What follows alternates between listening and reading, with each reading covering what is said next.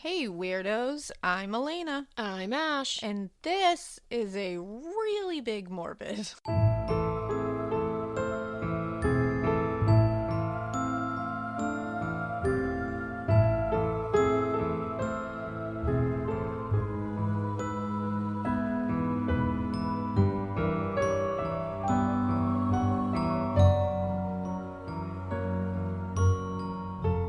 This might be one of the biggest morbids. Yeah, I was gonna split this one into several parts, but I just don't want to. She just got way too excited to did. really down into the To nitty gritty. spill this. You are about to pour over the boiling hot tea onto yeah. everyone. It's this case, so today we're doing the case of... Sorry. I don't even know how that just happened. Oh man. Today we are doing the case of Tamla Horsford, which this one has been requested a bunch of times. It's one that's been sitting on my list forever and now just seems like the best time to do it. Yeah, for sure. And it's it's the best time to do it anyways in general, but also the case has just recently been reopened, so it's huge that we get it out right now. Now, I only know very scarce details. I know a very basic overview of this case. But when I came over, I saw you listening to something and I was like, oh my God, the case is closed. You're like, wait, what? Hearing you say that it's reopened, I was like, oh, okay, good. Also, did you say scarce details? Yeah. That's not a word. Scarce?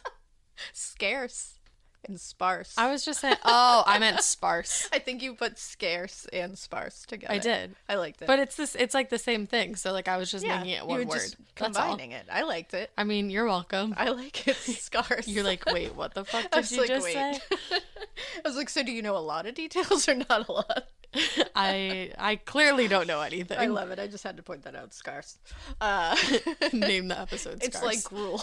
It is like gruel. I was gonna say cool, and then I started to say great. I had to do it. So this one's crazy.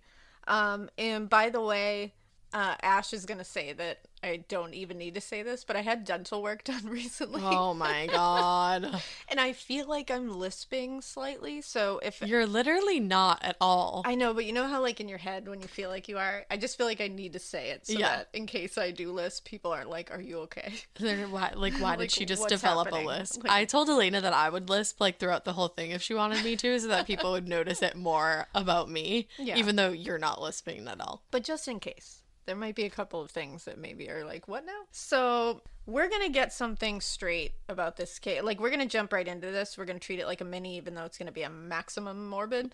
But basically, because this is going to be so long, we just don't even want to spend time on anything else in this episode. So we're going to get one thing straight right off the bat. This case takes place in Forsyth County, Georgia. Mm-hmm. This is a pretty notoriously racist county. I know a lot of people got mad at me in the Kendrick Johnson episode because I mentioned that about that county.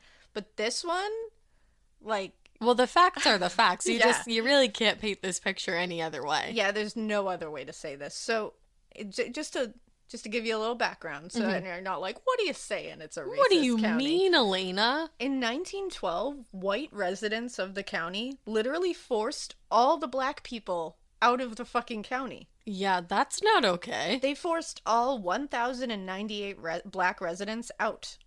Just completely out. Just out of the county. Black residents were warned that if they refused and tried to stay, their homes would be burned down. That's the most horrific thing. Yeah. So that's pretty racist. I would go ahead and say that, yes, it is. Well, what's even worse is they kept up this whites only shit well into the 1980s. Now, when you told me that they kept this up until the 1980s, I was like, how is that even fucking possible? Yeah. In fact, in 1987, black demonstrators marched in Forsyth to bring awareness to the racism there. Good. And while they peacefully marched, white supremacists threw rocks at them and waved Confederate flags and signs saying shit like "Keep Forsyth racially pure."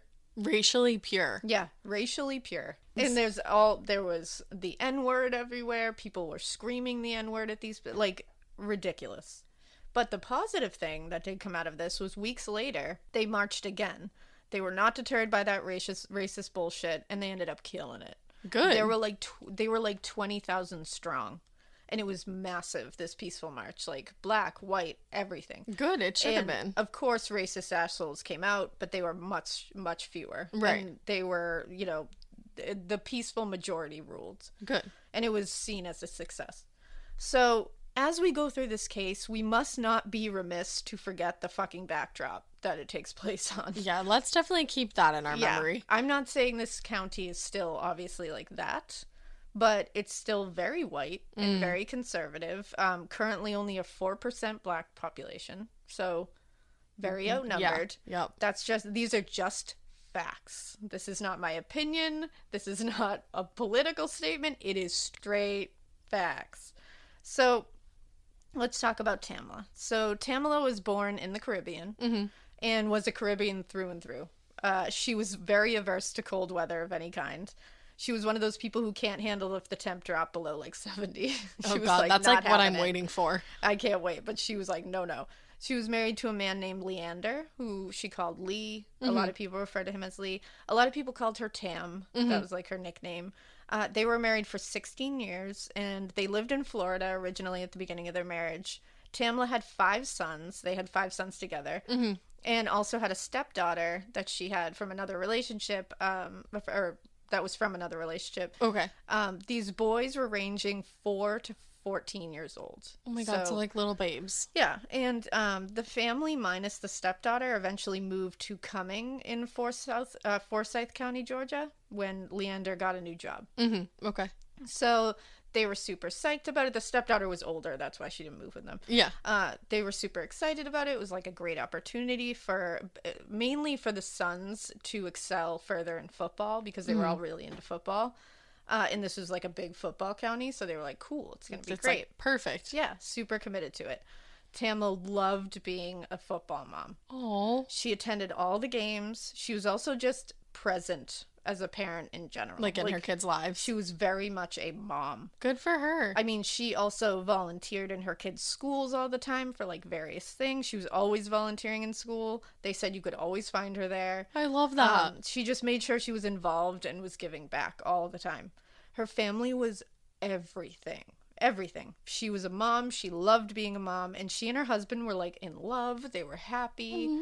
They were just like a very like close knit. Oh, they were a tight family. Like they were together. Yeah, they were together all the time. People referred to her as, quote, open, giving, and the life of the party. That's what everyone said. A friend said, quote, you couldn't not like this girl if you tried. Her husband told police that his wife, quote, had the biggest heart on the planet. She was a super together person, very organized, and she was able to make everyone feel included all the time. Right. Even if you didn't know her very well, you were going to know her. Right. Like, she's like, come on over here. She was not timid. She was not going to make it awkward. In fact, as we'll see during the course of this night that she went to, she didn't know a lot of these women. Right. And she was like hamming it up with them. Like, I just love being that. like, we're best friends now. Yeah. So yeah. So this seems like one of those instances where the she lit up a room comments after they pass away are actually true. Like, this was actually real. Not a bad word to say about Tamla. I literally couldn't find anybody being like, yeah, you know, she kind of sucked this way, or like she had demons in this situation. No, she was just like, the shit. And every photo of her, she's like happy, smiling. Yeah, she looks like super, like she has like a great smile. Yeah, she's beautiful and seemingly just like a happy, cool person to be around. In Cumming, she met a lot of other football moms through school that she ended up befriending. She met her best friend, Michelle Graves, there when she moved there.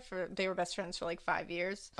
And again, she was very into meeting other moms through her children because she was so committed to being around them. And then it's like, cool, you have kids, like you're going to get that, like we can go to these things together and like do this together. It's an easy way.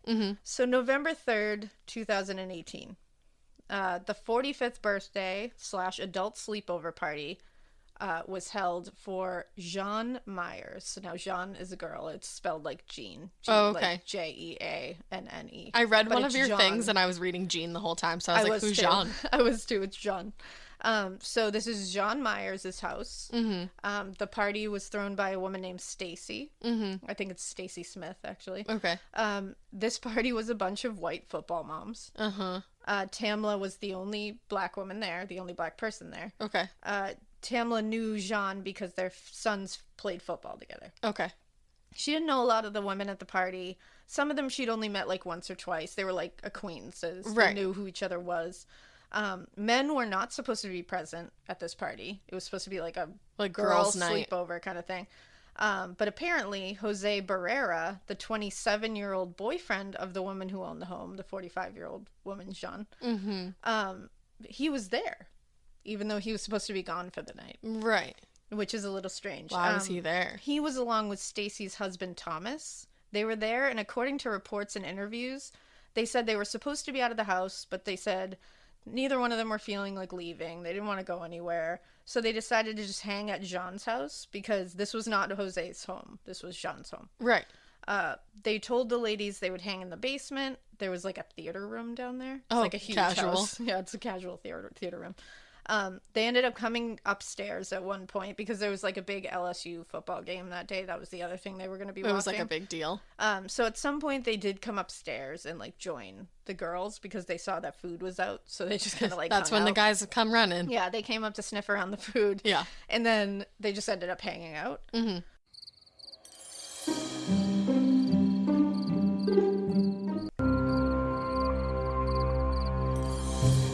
So from his police interview later, Jose, so the interviewer says, so you and Tom kind of hung out downstairs mostly.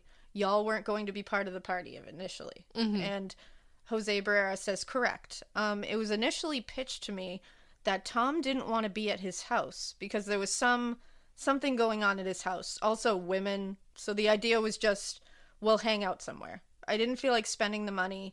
I wasn't feeling so hot anyways. So I'm like, well... So I talked to Jean and said, can we just hang out in the basement? We'll stay out of your hair. Okay.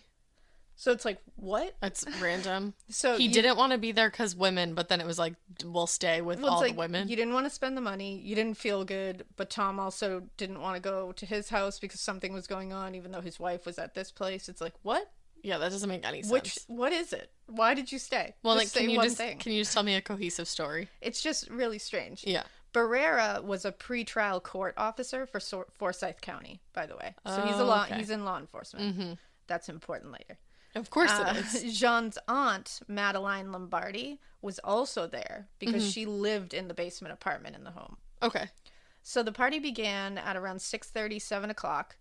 Tamla showed up later at around 8:30ish because she was getting her kids all settled. Right. And if I can't relate to that shit, like I am basically unavailable at night until after 8 p.m. as Ash can tell you, because it's just a chaotic scene of trying to like bathe kids, feed kids, get them read stories, get them down, like. Well, and she had 5 of them. And she has 5 of them to And one of them was like 4. Yeah. And she also, I guess she stayed to like make them dinner, make sure they had dinner, make sure her husband was all set up. Yeah, make sure they're all settled. Because I mean, she's leaving the husband with the 5 kids. It's like, I would want to make sure everything was like. She's probably like double checking and triple checking everything. Because especially like, I mean, if you have a good husband or partner or wife or anything. Yeah. You trust obviously that you can leave and everything's going to run smoothly. But at the end of the day, you're a mom. Well, and you also just want to make it easier because I would feel like. I would feel bad leaving chaos, even though I know John can handle it. Yeah, it's a mom thing. I would rather leave it smooth, you know?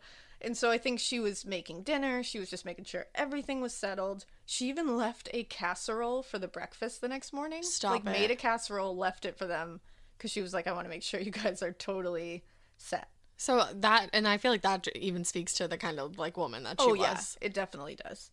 Now, she brought a fancy bottle of tequila to give to Jean as a birthday gift. She stopped on the way. That's so nice. The whole plan was that they were all going to watch the LSU versus Alabama football game. They were going to have some drinks. They were going to, eat some gumbo, eat some picky food, and they were going to have an adult sleepover. Now, see, that's like all well and fine, but an adult sleepover sounds like my worst nightmare. Oh, everything about this, I was like, I don't want girls' night, I'm so down for. Like, midnight, bye. Yeah, absolutely. Midnight, 1 o'clock, I'm like, I'm going to sleep in my own bed. Oh, yeah. Bye. That's exactly it. But by all accounts, including her husband's account, she was having a good time. She was happy.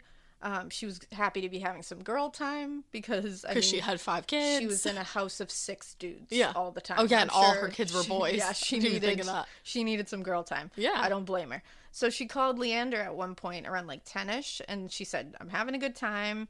He was feeling good that she was having a night to relax a little bit. She also FaceTimed her daughter and I think the rest of her family at one point just to show them off to the party. Stop. Which, like, makes my heart hurt. Yeah. And this is gonna destroy me, isn't it? It Great. is. They played, so the party goers played Cards Against Humanity and just, like, hung out. It was just, like, a chill time. I love it, too, because all these women told investigators they remember Tamla smoking a joint on the porch at one point. But only one of them would be like, oh, yeah, like, I've taken a hit of marijuana before. Well, let's be real. All of you were smoking together.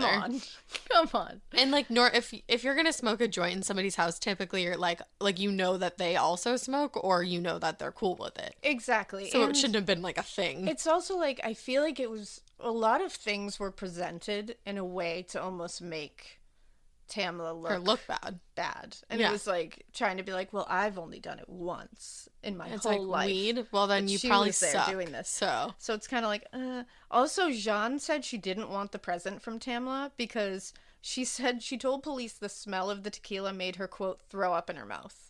Like, okay, ladies. Like, what does that have to do with anything that you didn't want her gift? You don't have to be nasty. Like, it's just like, I was like, I don't like you. These are like those moms, it sounds like. Yeah, it's just no one I want to hang out with. Now, Tamla drank a lot, but no one said... Because she's having some fucking girl time. Well, and they're staying there. And now the thing is, everyone says she was never out of control. They never thought she appeared drunk. They said she never appeared like she couldn't stand, that she was slurring, nothing. They said she appeared buzzed at most. Yeah, she's at a girl sleepover. She was definitely drinking a lot, but she could hold her alcohol. She just couldn't handle it. Now, one chick, Jennifer Morell, was drunk off her ass and had to be carried into bed. Okay.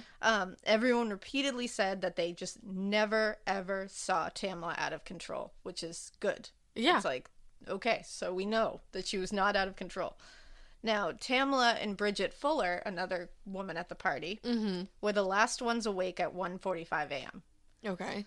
Now, Fuller's husband picked her up around this time, and Tamla said goodbye to her. This is the last time that anyone claims to have seen her alive. But obviously somebody saw her. So, at around 8:30 in the morning, the next morning, according to Madeline, which is Jean's aunt, she was making coffee and peered through the window while she was, like, getting the grinds going. And she looked into the backyard, and she noticed some pajamas that were peeking over the grass. Like, she could see something lying in the grass. And she realized it's Tamla, because she could tell. Because she had, like, Dalmatian pajamas on. Yeah, she had they weren't Dalmatians. It was, like, an adult onesie, and it had paw prints all over it. Oh, okay. Yeah. Cute.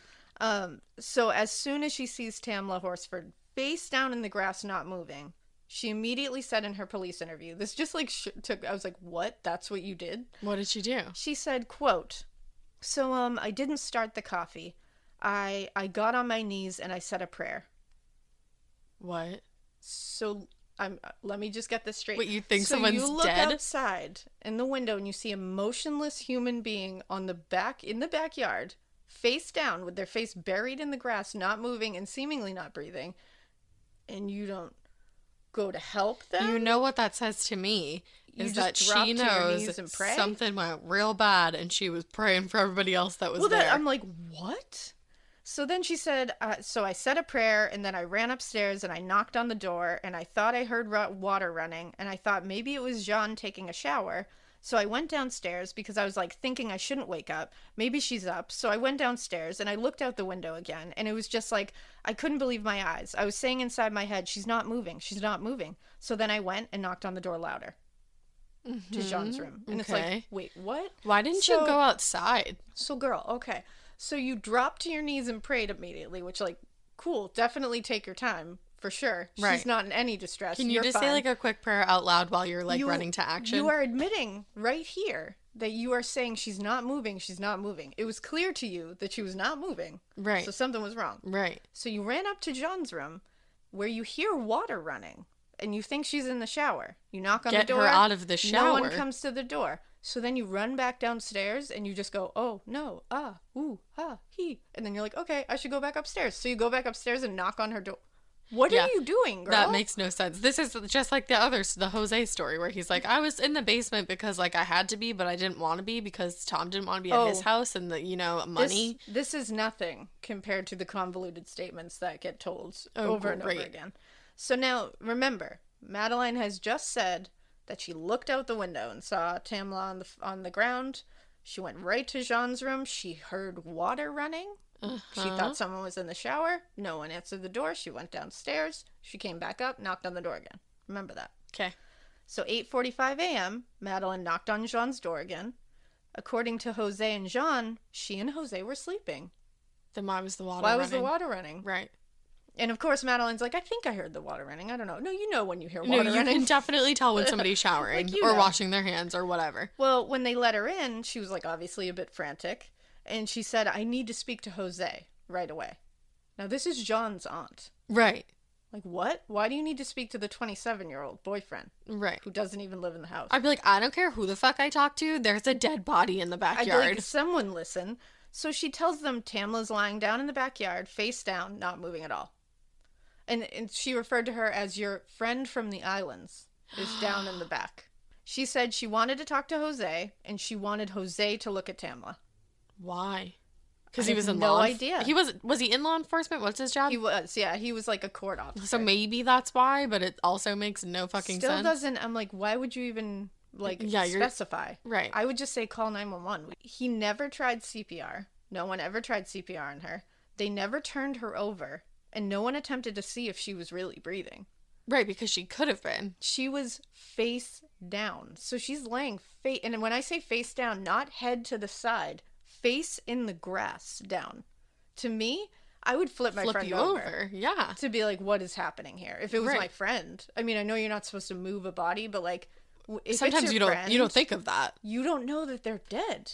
Right. You should be wanting to help them. Well, and if he worked in law enforcement, you would think that he would know to try CPR or something, right? Well, he said he touched her back to see if she was breathing. He couldn't feel any breathing. He also said he tried to move her leg and realized that she was completely stiff. He couldn't her leg? Bend her leg. Okay. Which to me is the weirdest first response to a body I've ever heard in my life. That your first thing that you do is that you try to bend her leg. I feel like, to me, it just feels like they didn't want to touch her. You know what I mean? It's just strange. Right. Like, and I mean that, and like, they thought it was like a weird thing. Like they didn't want to do it. Well, like, and it gets weirder. So he's saying her leg wouldn't bend. He couldn't bend her leg, so she's stiff. Completely stiff. So we have rigor. Now, does that mean that she's been dead for a while? Well, we're going to discuss it in length later. Okay. Don't worry. So 8:59 a.m., Jean calls 911 and told the dispatcher about the party and the scene in front of her. She said, quote, "We were drinking. Most of us went to bed. One of them stayed on the balcony. She was drinking, and we just went outside, and she's laying face down in the backyard." Okay. Now, then she suggests that she may have fallen off the balcony. She then so she's like, I don't know, she must have fallen off the balcony. And then she hands the phone to Jose. To do what? And she's like, you talk to them. So Jose says at one point, I'm noticing a small cut on her right wrist. She's not breathing whatsoever. I don't know if this cut was self-inflicted. What? So now... It's a small cut. Wait a second. She committed suicide? Now you're insinuating that she slit her wrists? Right. What? And it's like... And now you're saying she's not breathing whatsoever, but as we'll see soon, he then says, I don't know if she's breathing. Oh, okay. So that's very different. Is she breathing or not breathing whatsoever? I don't understand. So... First, they're saying, she was drinking. She must have fallen off the balcony. And then they're like, maybe she slit her wrists. I don't know. Like, it's all of a sudden turning into this weird, like, what are you guys doing? It's like, we didn't do it. She must have done this, and this, because I had nothing to do with it. Isn't anyone worried about, I don't know if she's alive or not? Like, no one, we're just going to theorize about how she got there? Like, maybe try to help her? Right. And 911 dispatcher never is like, do you want to try CPR? They never ask that. They're just like, oh, okay, do you think she jumped? Like, they're just like, what? Like, let's try to figure out what happened. It's so bizarre. It's like, that's not your job. Also, Jose first says, like I said before, she isn't breathing. Not breathing at all. Completely. And he says whatsoever. Yeah, whatsoever. She isn't breathing, isn't moving, and she is stiff. Completely stiff. He literally says this to her. Yeah. The dispatcher then asks again, is she moving or breathing? And he says, I have no idea if she's moving or breathing. And he says, quote, I completely can't tell. Okay, so that's, yeah, what? But wait, you said you touched her back to see if she was breathing and that And she wasn't whatsoever breathing. And now you've gone the other way, saying you completely can't tell. Not even like, I'm not sure, I completely That's like a can't totally, that's the opposite end of the wavelength there. Yeah. So then the dispatcher is like, starts latching onto this idea of like, oh, she has a cut on her wrist. Was she suicidal? And they're like, oh, yeah, I don't know. Like, I don't know her. Like, and he does say, he's like, I don't know her. I've only met her, like, last night and maybe one other time. Right. And he was like, I can't tell you.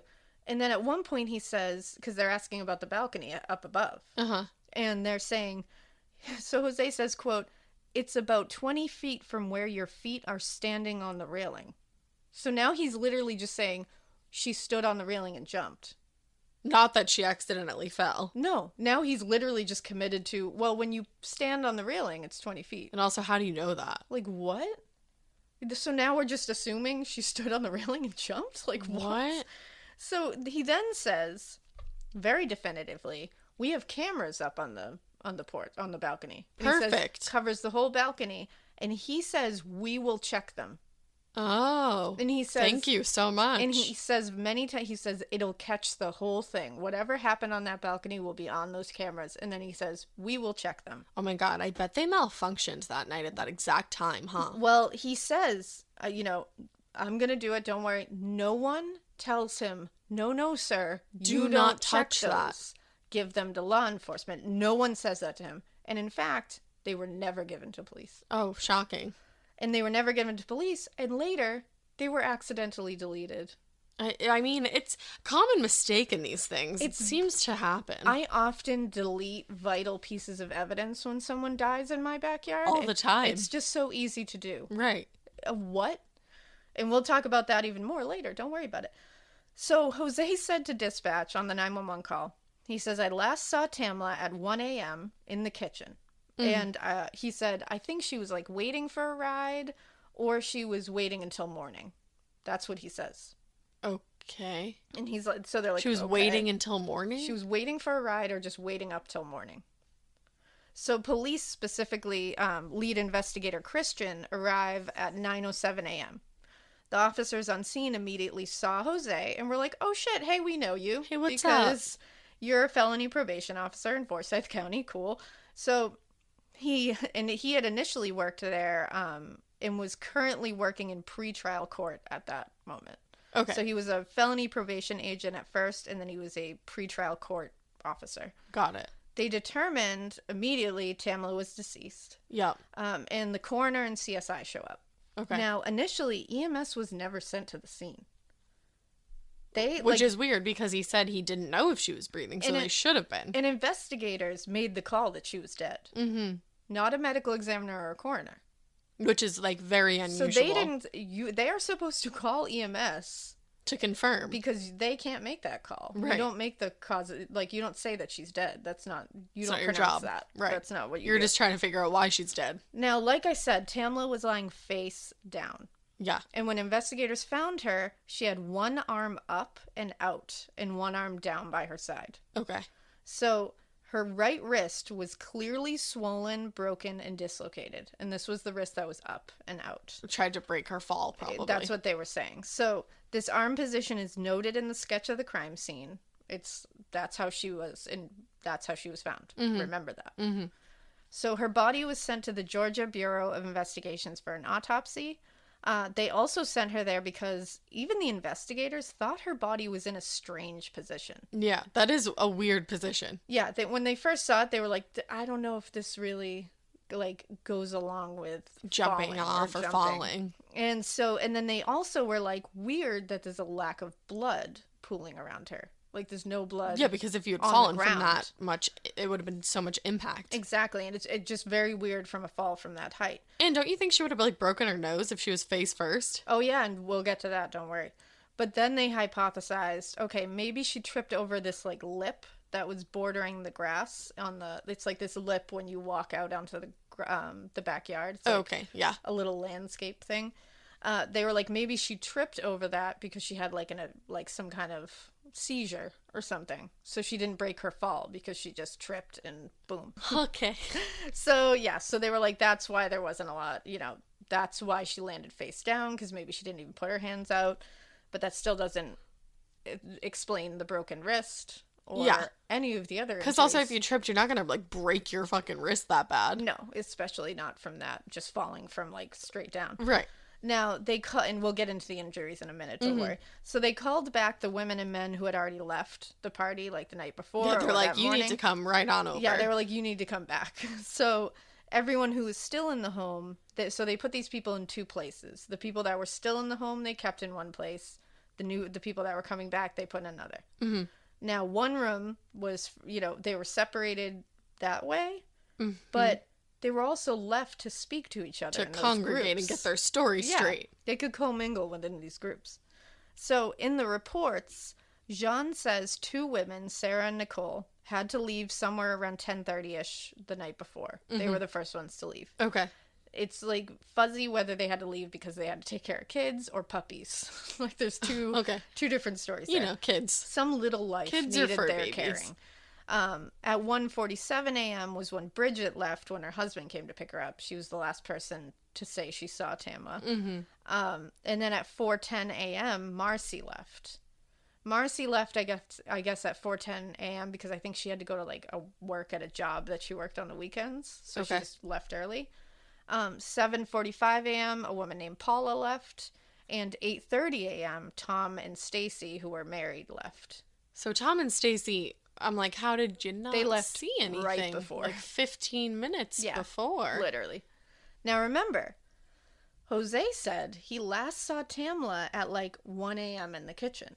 Remember? And he told 911 she seemed like she was deciding whether to leave or wait until morning.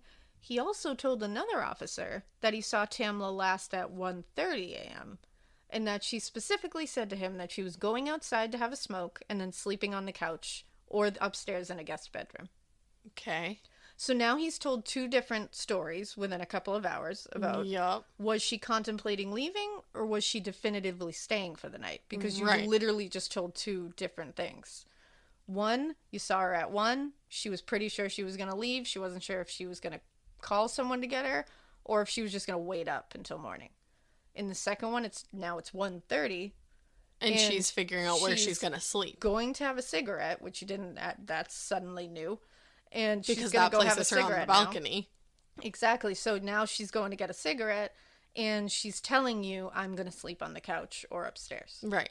So it's like, which one Well, is it? and now I wonder, too, because it's like, why would she want to wait up until morning to leave? Yeah, that's you know what I mean? Like, something happened. Well, that's the thing. Where she was upset. Yeah, exactly. Now, almost everyone at this point, or at one point or another, tells investigators that Tamla at some point, like right to what you were saying, in the evening or early morning wanted to leave. Yeah. She wanted to go Something home. happened. Everyone mentions it, and they all say she expressed that she wanted to go home, but no one would let her under the whole, like, you drank too much, we don't want you to drive. So then call her husband. And it's like, I get that you don't want her to drive. Like, drive her home. Sense. Except this is 2018. Call an Uber. Yeah. Oh, wow. Who am I? Just Uber. Yeah. And it's like, you could have called her an Uber if she wanted to leave. And it appeared from everyone's statements that she was also totally under control. So she likely could have called one for herself. Right. No one's saying she's like slobbering drunk and can't do it. Right. She could have called her. So you could have been like, get an Uber. I'll stay up and wait for you. But they were probably like scaring her into staying like, for some reason. Everyone's saying, it's like, what happened that she wanted to leave, first of all? And two, why was no one just letting her go? Yeah, because up until this point, she was having a grand time, like FaceTiming her family and everything. So it's like, So Jose also said to 911, this is where it gets even weirder. So he had said to 911, he was woken out of sleep by Madeline, or Madeline, and he and John came out of their room and saw Tamla outside.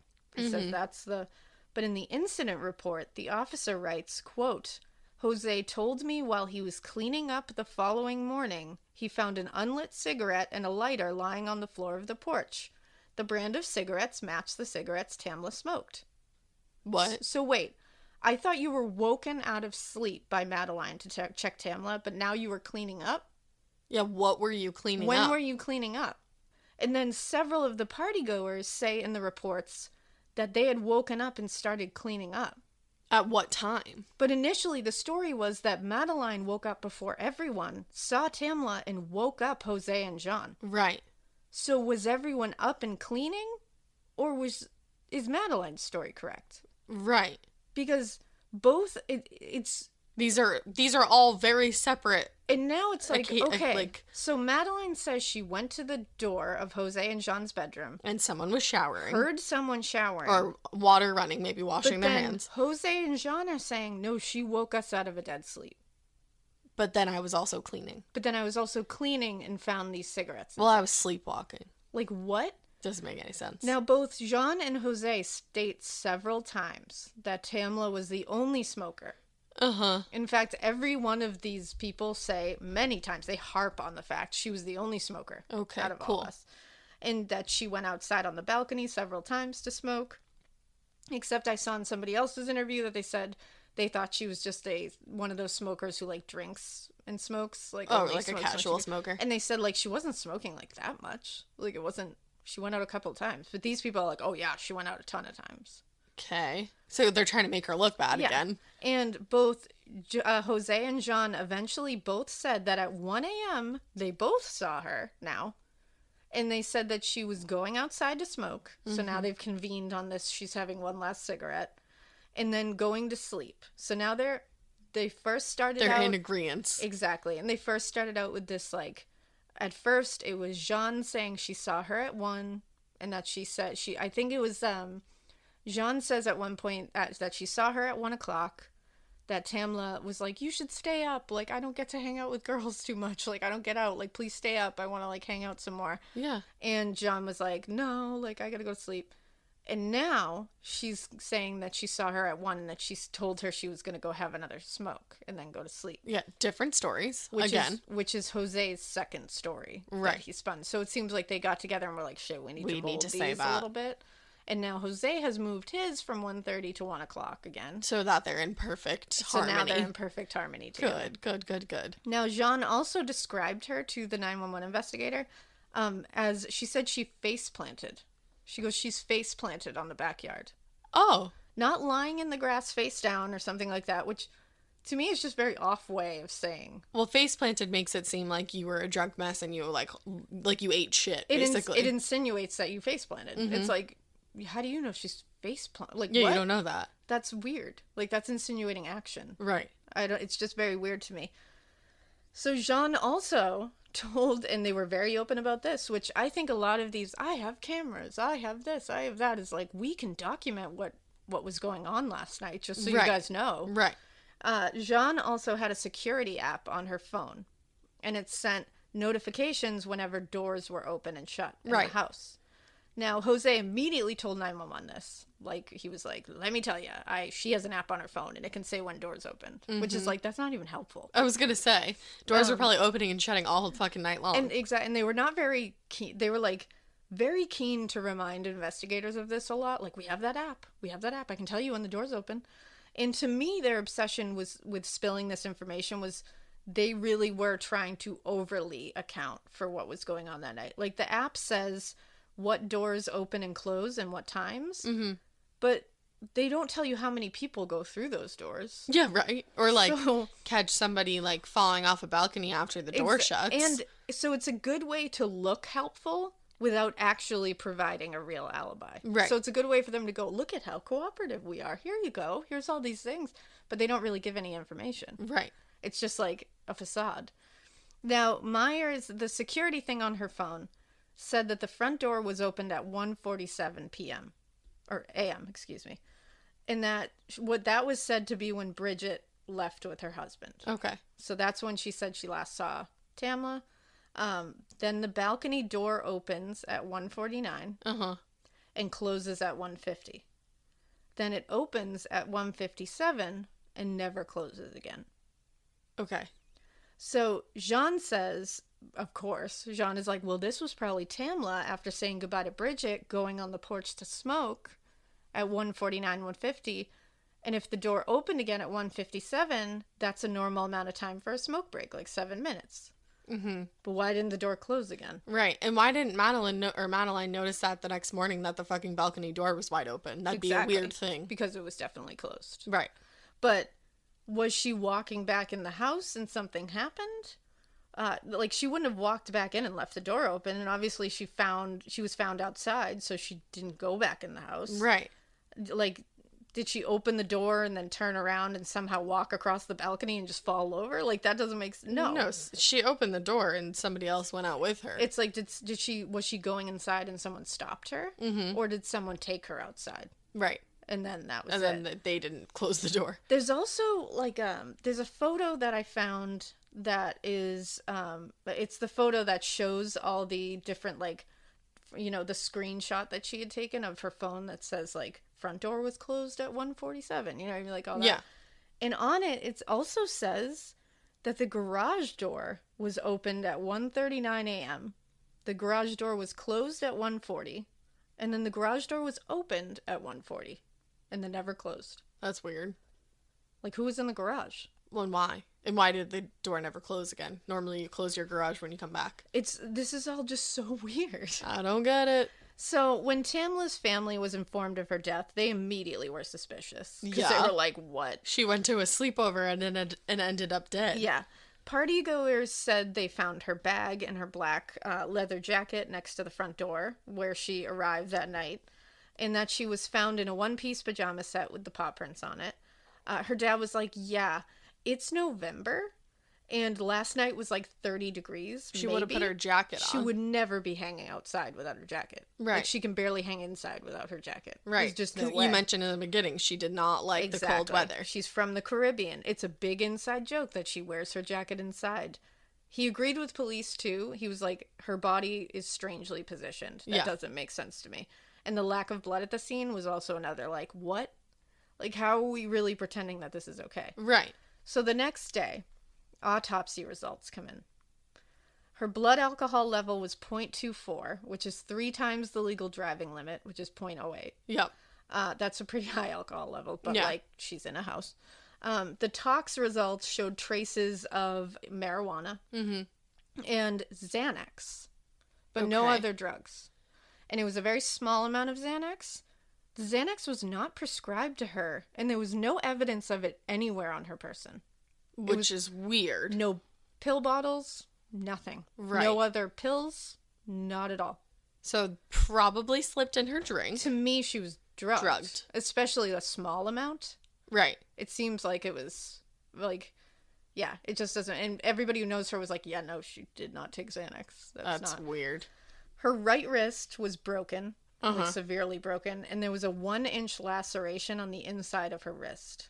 Now, there was also a laceration on her left forearm, bruises and lacerations on her fingers and shins, severe injuries on her head, neck, and torso, several superficial abrasions, one on her forehead, one above her left eyelid, and on the bridge of her nose, her right temple, and her chin. Okay, no, all of those places are not going to get hit that intently when you fall. Wait, so she fell, and then she just, dragged her head all around and, slammed her face? She would have had to repetitively fall over and over and over again. And she also had a fracture of the C2 second vertebrae, and which is a common injury, I guess, when you, slam your chin into something and, whip it back. It's a common injury. Mm-hmm. Other injuries were lacerations on the right ventricle of her heart, which can happen. Oftentimes, it's not, super common, but it's in, car crashes. A very hard traumatic injury to your chest. Okay. Now, the medical examiner said that no facial bones were broken. Which is weird, because you would think that if you slammed your face that hard, you would break your nose. And there were several spots of bleeding in her cranium. There was lots of brain bleeding. So the cause of death ended up being multiple blunt force injuries, and they attributed it to a fall from a great height. But how do you get multiple blunt force injuries from one fall? And there was nothing in her nasal cavities, nothing in her mouth. No, nothing. Her mouth wasn't bleeding. No, nothing. So it's here's what's crazy to me. So the other thing is, sorry to interrupt, your teeth. Exactly. She was found face down, Right. not face to the side. And the other thing is, if you're falling, you're automatically going to turn your head to the Right. side. You're not going to fall and slam your face into the ground. You're, no matter what, even if it's from 14 feet above, you're going to turn your head to the side to protect your It's face. just like a reaction. And it's like, so if she didn't do that, so how did she not break her nose, Right. first of all? And it, like you said, her Her teeth. teeth. How was there no bleeding in her mouth? Well, and then you think No like an grass injury in her mouth, Did you say no. there was markings on her neck? No, she fractured a vertebrae. Oh, okay, she fractured a vertebrae. And there was also, like, lacerations above her eyelid, on her temple, on her chin, on the bridge of her nose. But it's like she fell in the grass. She didn't fall on like gravel and like Yeah. skid her face or something. Like, it was very, very strange. Yeah. These because they don't add up. It didn't happen that way. They don't add up. Now, here's the kicker. No photos were taken during the autopsy. Why? That's abnormal. That's really abnormal. Oh, that's much more That's than abnormal. Unheard of. That literally doesn't happen. No photos were taken. Not one photo was taken during the autopsy. And did they give any explanation for why? Nope. Oh, okay. Just didn't do it. That's good. That literally does not happen. Like, what? You have to take photos during an autopsy. That's part of the autopsy. Yeah. Nope. Didn't take them. Just no photos, so we have nothing to look at for those injuries. Nothing. You just have to be like, well, guess he's telling the truth. Well, and I mean, because that's part of the reason you take photos during an autopsy is to corroborate your findings. right. You say, hey, she has a laceration above her left eyelid. Here it Here's is. the photo of it. Right. He's just saying this. We don't know. And now we'll never fucking know. He's saying that she has a tear in her right ventricle of her heart. Cool, I guess. All right, I guess we'll just take your word for it. Well, and it's like, why not take pictures? Because I mean, the findings show that something else happened. That's why you don't take photos. But you're saying it anyways in the autopsy, so I don't understand why you're not just taking pictures too. Like, you're already saying it anyways. Because he's hoping that nobody's questioning this. That's she so fell from stupid. a great height. Of course she's going to have some bumps and bruises and cuts. No, not that many. But, so no photos taken. Statements from all witnesses at the party were not given officially until like a couple of weeks after the death. Oh, so plenty of time to get your shit together. And the interviews are shocking. They're Okay. ridiculous. There's many conflicting statements by people at the party, and the evidence, just everything's conflicting. Okay. It's everything, nothing makes sense. Tons of these people all said, quote, like I said before, she was the only smoker, over and over and over. It's like, But- cool, we get it. But there were 2 lighters, and there were 2 kinds of cigarettes on the porch. So she wanted some variety. Of that, it makes no sense. And also, so there's a ton of cigarettes on the porch and all that good stuff. They never tested any of the cigarettes. Why would, that's the number one thing that you would think you'd No do. testing whatsoever. They just took everyone's word that she was the only smoker and never questioned it with actual police work. They were Good. just like, oh, okay, she was the only smoker. And they were like, oh, yep, she was the only smoker. And They were like, cool. cool, guess we'll just go with it. Now, there's also a lot of sources that say that she did not have her cell phone or her keys. They took her cell phone and her keys. It's one thing to take keys if you think somebody's drunk. But why Why'd are you you take taking her her cell cell phone? phone? Because, like, There's no No. explanation for that. None. Excuse me. None. Now, I want to go into the interviews now because wowzers. That's insane. Because wowzers. All right, so I'm going to start this off with Madeline Lombardi's interview. Madeline And that's the is aunt. the aunt. Okay. Yes. So she's the one that saw I should have Tamla waited first. 0.5 seconds for you should've. to answer that. You just love jumping in there. I do. So there's nothing too of note in the beginning. It's just her reiterating the whole, like, you know, like I read one piece of it earlier where she looked out, she saw Tamla, she dropped to her knees, she said a prayer, Wasted time. she you know, built a foundation, she like read a newspaper, and then she went and got help. I almost just said But- she ricked and mortared because of Rick and Morty. She ricked and mortared some buildings. Ash funny. Kell, everybody. Hey-o. So, what's strange about her interview is how it comes to kind of a quick end. So you mean it like maybe somebody just hit stop on the tape is what you're saying? No, No? something much funnier happens and something much stranger happens. Hit me Now, up. these interviews were done, like I said, a couple weeks after the actual crime. Mm-hmm. A lot of them were done at Jean Myers's home. Oh, so like you don't have to come downtown? No, we'll just come to you. Oh, So- you know, convenience. So at one point, they're giving Madeline the interview, asking her all this stuff, and all of a sudden, in the transcript, Jean walks in to the interview Just bust right in. and says, "I'm gonna start charging y'all rent." Oh, And Officer Christian says, "Get out of my head," what? which I'm not real sure. I'm like, yeah? Like, did he mean hair? Like, get out Get of out my of hair? my head.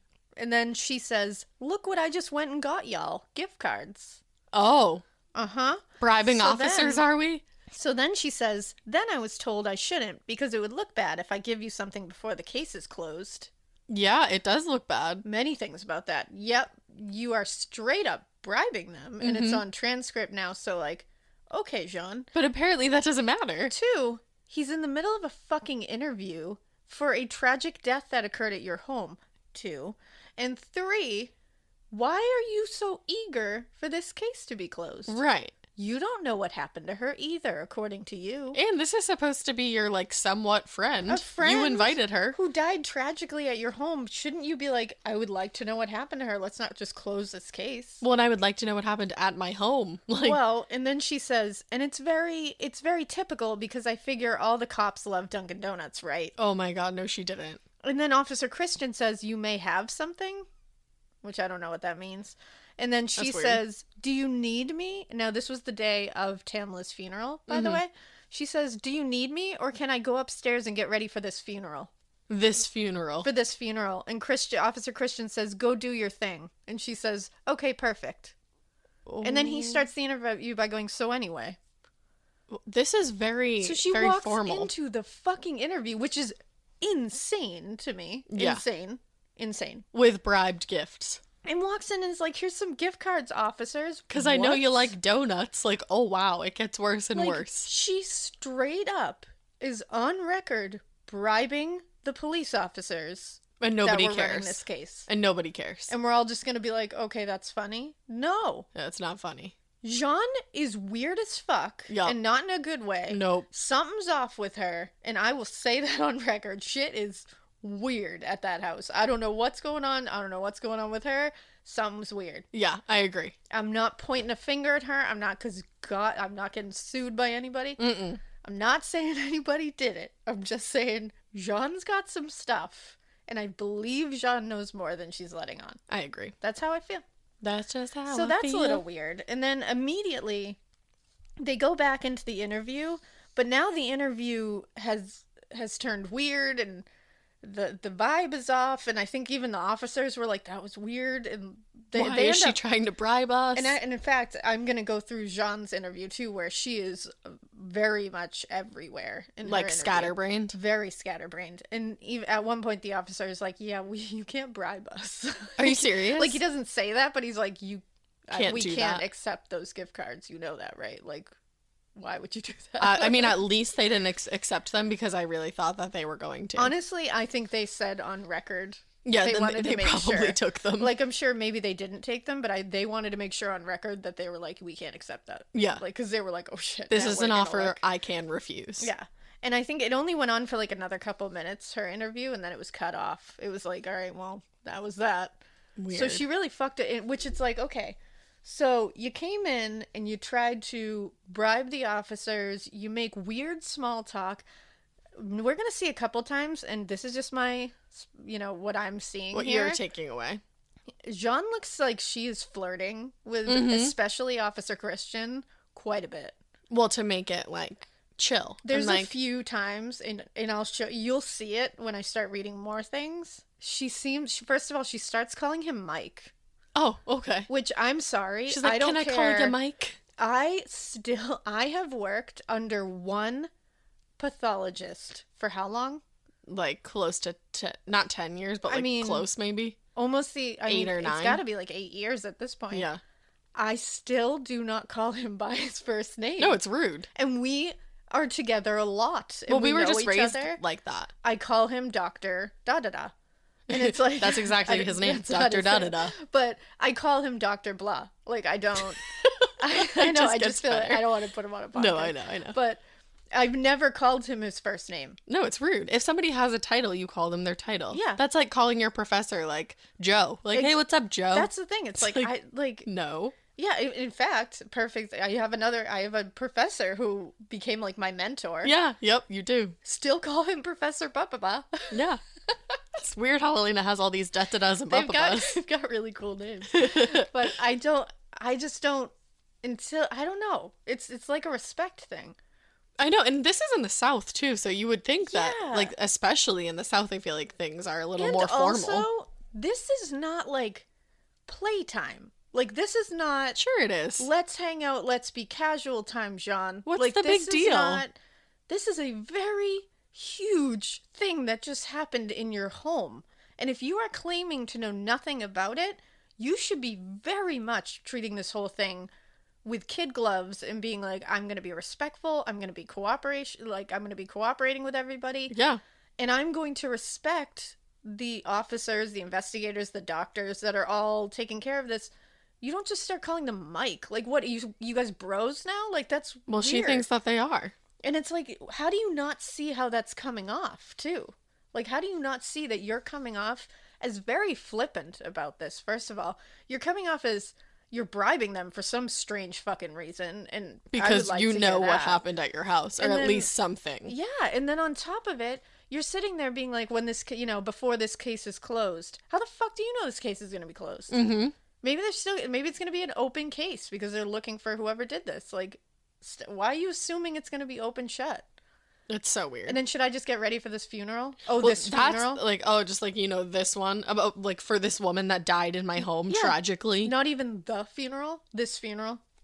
To me, that immediately came off as like, meh. Like, I don't give a fuck. Ugh, I have to get ready for this funeral. Like appearances, gotta go. Ugh, I hate having to go to this function. Like, that's how it comes off to me. Yeah, And like I'm it's like I don't very understand. strange. Very, very strange. The whole thing is strange. There are moments that define who you are and who you're becoming. And when those moments arrive, what you drive should rise to meet them. The Range Rover Sport commands attention from the very first glance. Every line, every detail, engineered for impact.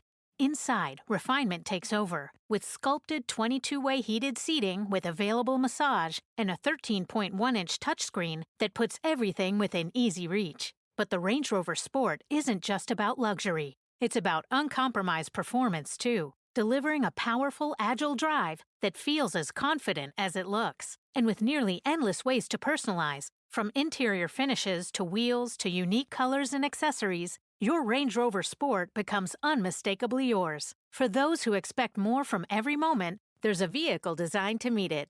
The Range Rover Sport. Exclusive offers available now. Explore further at rangerover.com. And now we're going to move on to talking about Jean's interview. Mm-hmm.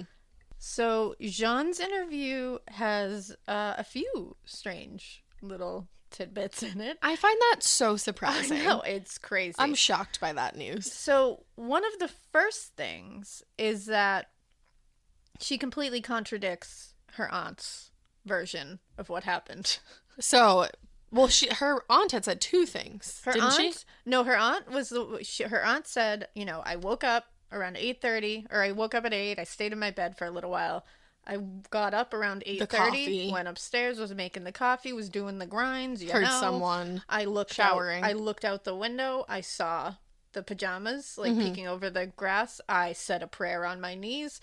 I went straight to Jose and John's room, heard somebody in the shower, went back downstairs. I'm not really sure what she did down there.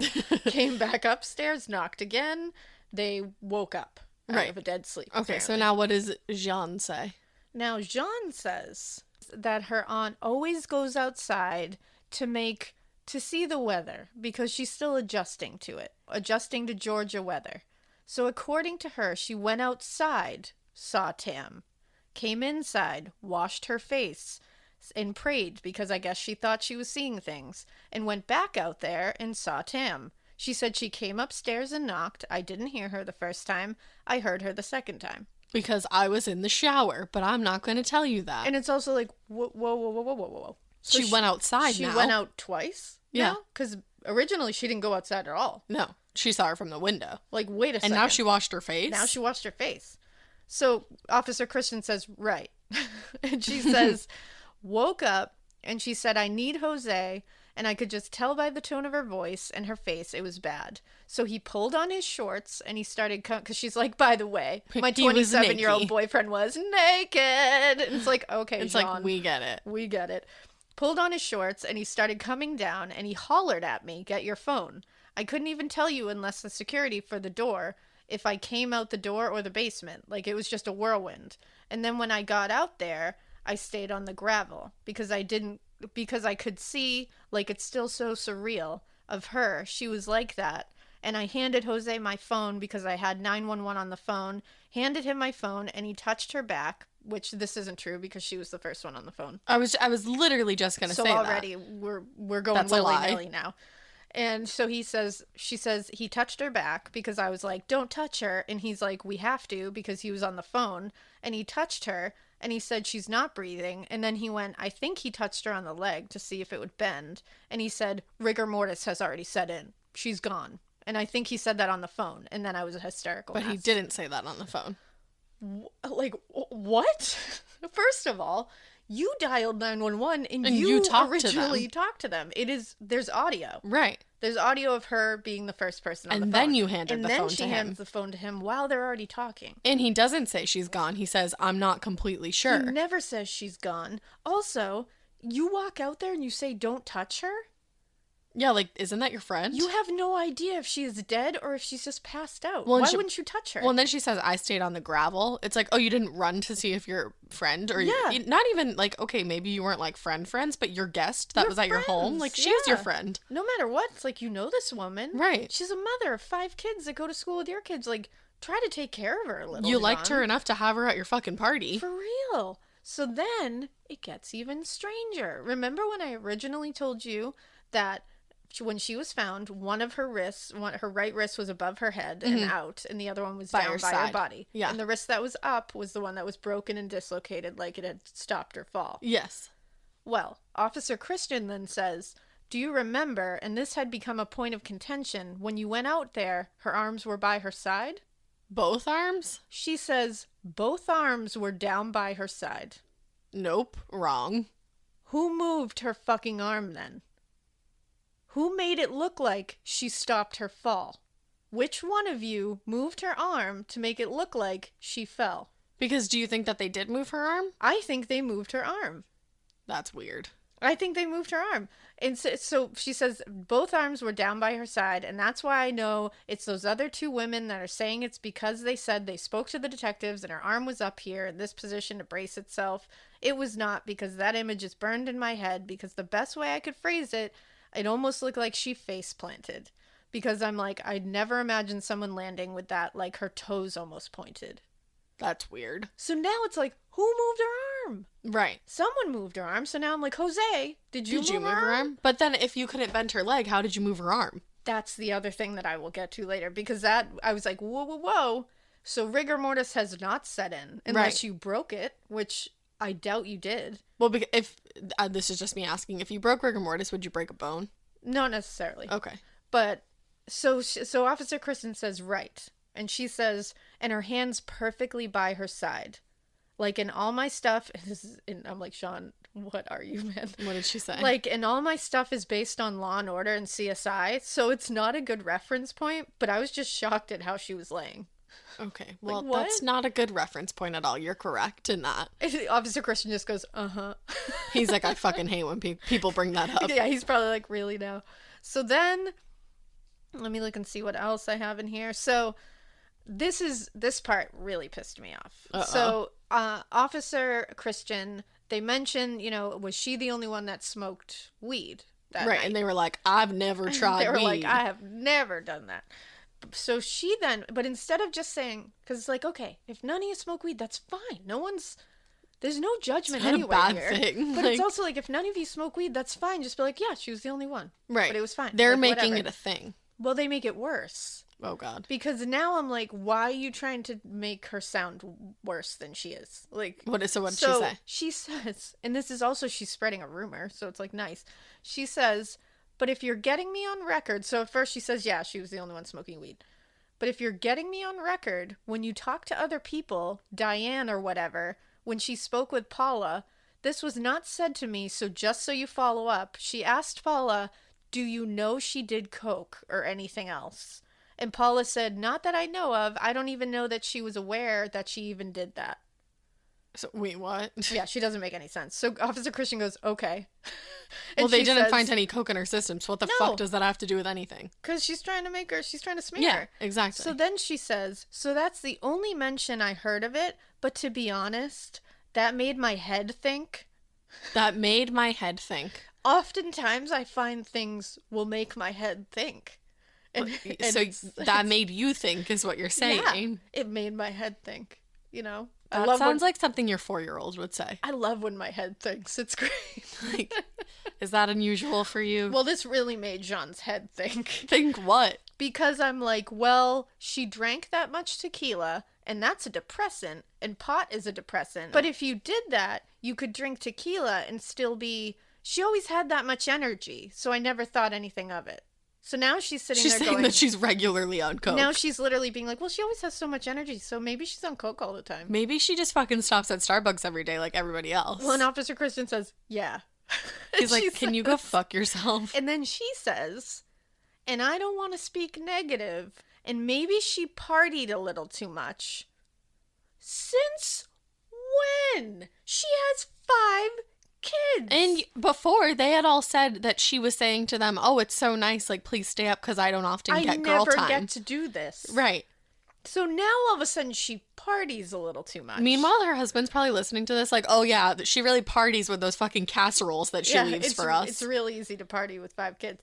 But I don't know that she did that. But Diane did ask Paula that, and I don't know anything beyond that because Paula got here late. That was the other one that got here late. So she's literally like, I don't know. She's like, well, she said that I said that she said that Literally. this girl said that this other girl said that she said that we said. It's high school shit that she's being like, well, Paula told Diane that she did this, and then Diane told Stacy this, and I feel like Stacy would tell me the truth. It's literally But like, you know, Stacy was late, so Yeah, it's but like, Stacey I don't was even know late. if that's credible. So I don't even know.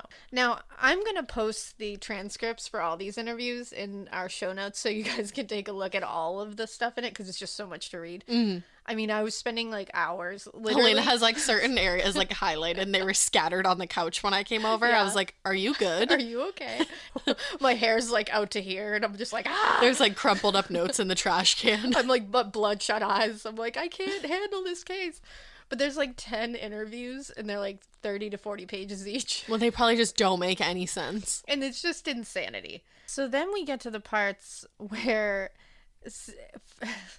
first Jean is like acting like these officers are just her bros.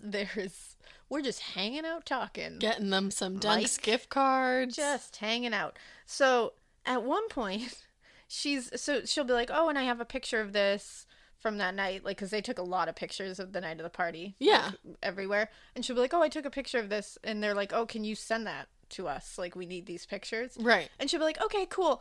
What's your phone number? I don't have it saved in here. Like, hold on. Just give it to me one more time. I'm just going to send it to you. Like, she's very flirty Right. with them. Like, it's like, I'm not giving you my number so that we can like late night chat. it seems like I'm giving you my literally... number so that you can text me evidence. At Thank one you. point, she literally is like, she says, I think I have you saved, but I don't have you saved. And then at one point, she's like, look, you're saved. And he's like, cool, can you send me that evidence for this fucking homicide I'm investigating? I'm like, simmer down. She's like, I'm gonna FaceTime you later. What's your Bitmoji look like? The amount of, like, thirstiness that is coming from this woman with these cops is She's like, wait, can you actually pose so chill. I can set you a contact picture? right? Like, I waited for that. Are in you this. good, sis? If I saw that happen in this transcript, I would have been like, yeah, that makes sense. And then, because, again, interviews like this with the police are supposed to be, like, fairly Serious? professional and serious. And you're not supposed to have, like, outside people coming into them. You're not supposed to be talking to anyone on the phone while this is happening. No one outside of the interview should be hearing the interview. you don't say. Now, At one point, while she's doing this whole like, okay, yeah, totally, I'll send this to you. Here, look, you're saved. Like, ha ha ha. She says, so at one point she says, because now I've got you saved. And then she says, hold on 2 seconds. And Officer Kristen's like, sure. So she's on her phone. Doing what? Talks to somebody on her phone. And this is what she says. Quote, can you go outside and wait for baby mama and get my kid's belongings from her so she doesn't come in the house? She's on her way. That's my ex-husband's baby mama. What? What? What? I'm Can you go outside and wait for baby mama? like, you're in the middle of talking about your friend who tragically died and they're trying to find out what happened to her. Well, and then you're being extremely rude about this other woman. And so you just clearly suck as a person. Like, go wait for baby mama? I don't want baby mama inside. What? And then it's like, you're in an interview. You can't have other people hearing what's happening in an interview. She's yucky. Like, what? I cannot, I mean, I don't know Jean, but from what I've seen, Jean and I would not be friends. No. We would not be getting along. No. I don't like Jean. I don't like her whole situation. No. I don't like how she talks. I don't like how she I don't thinks. like how she bribes police. I don't like how she presents herself. And maybe this is not who Jean is, but damn, Jean, you better get a PR person because you coming off real bad. Mm-hmm. Real bad, Jean. So in the beginning of the whole thing, the cops do say, they say, Jean, of course we're here to talk about the incident that took place Saturday night, Sunday morning with your friend Tam. Let's address one thing real quick before we get there. You came into the room when we were talking with Madeline. You can't do that. And we appreciate the fact that you were going to get us a gift card, but we cannot accept them, and it would just make things look weird if we did. Yeah. Which it's like, sure it would. And she probably was like, oh, Mac. It's even weirder that you guys are talking about it like this. Mm-hmm. Like, this whole thing is weird. And the fact that you're having to sit there going, it would make it look weird. Why would it make it look weird, officer? Well, it made it weird that you did The that. whole thing is weird. It's weird she felt confident doing that for you. Right. And it's weird. This whole thing is weird. So, Well, and it's weird that you didn't say that to her right away. Yeah. It's just I think it's like they thought about it or someone told them and was like, yeah, you better make that right. Real fast. You better go on record real quick real and say fast. you didn't take that and buy a latte. And she says, I understand what you're saying. And he said, which...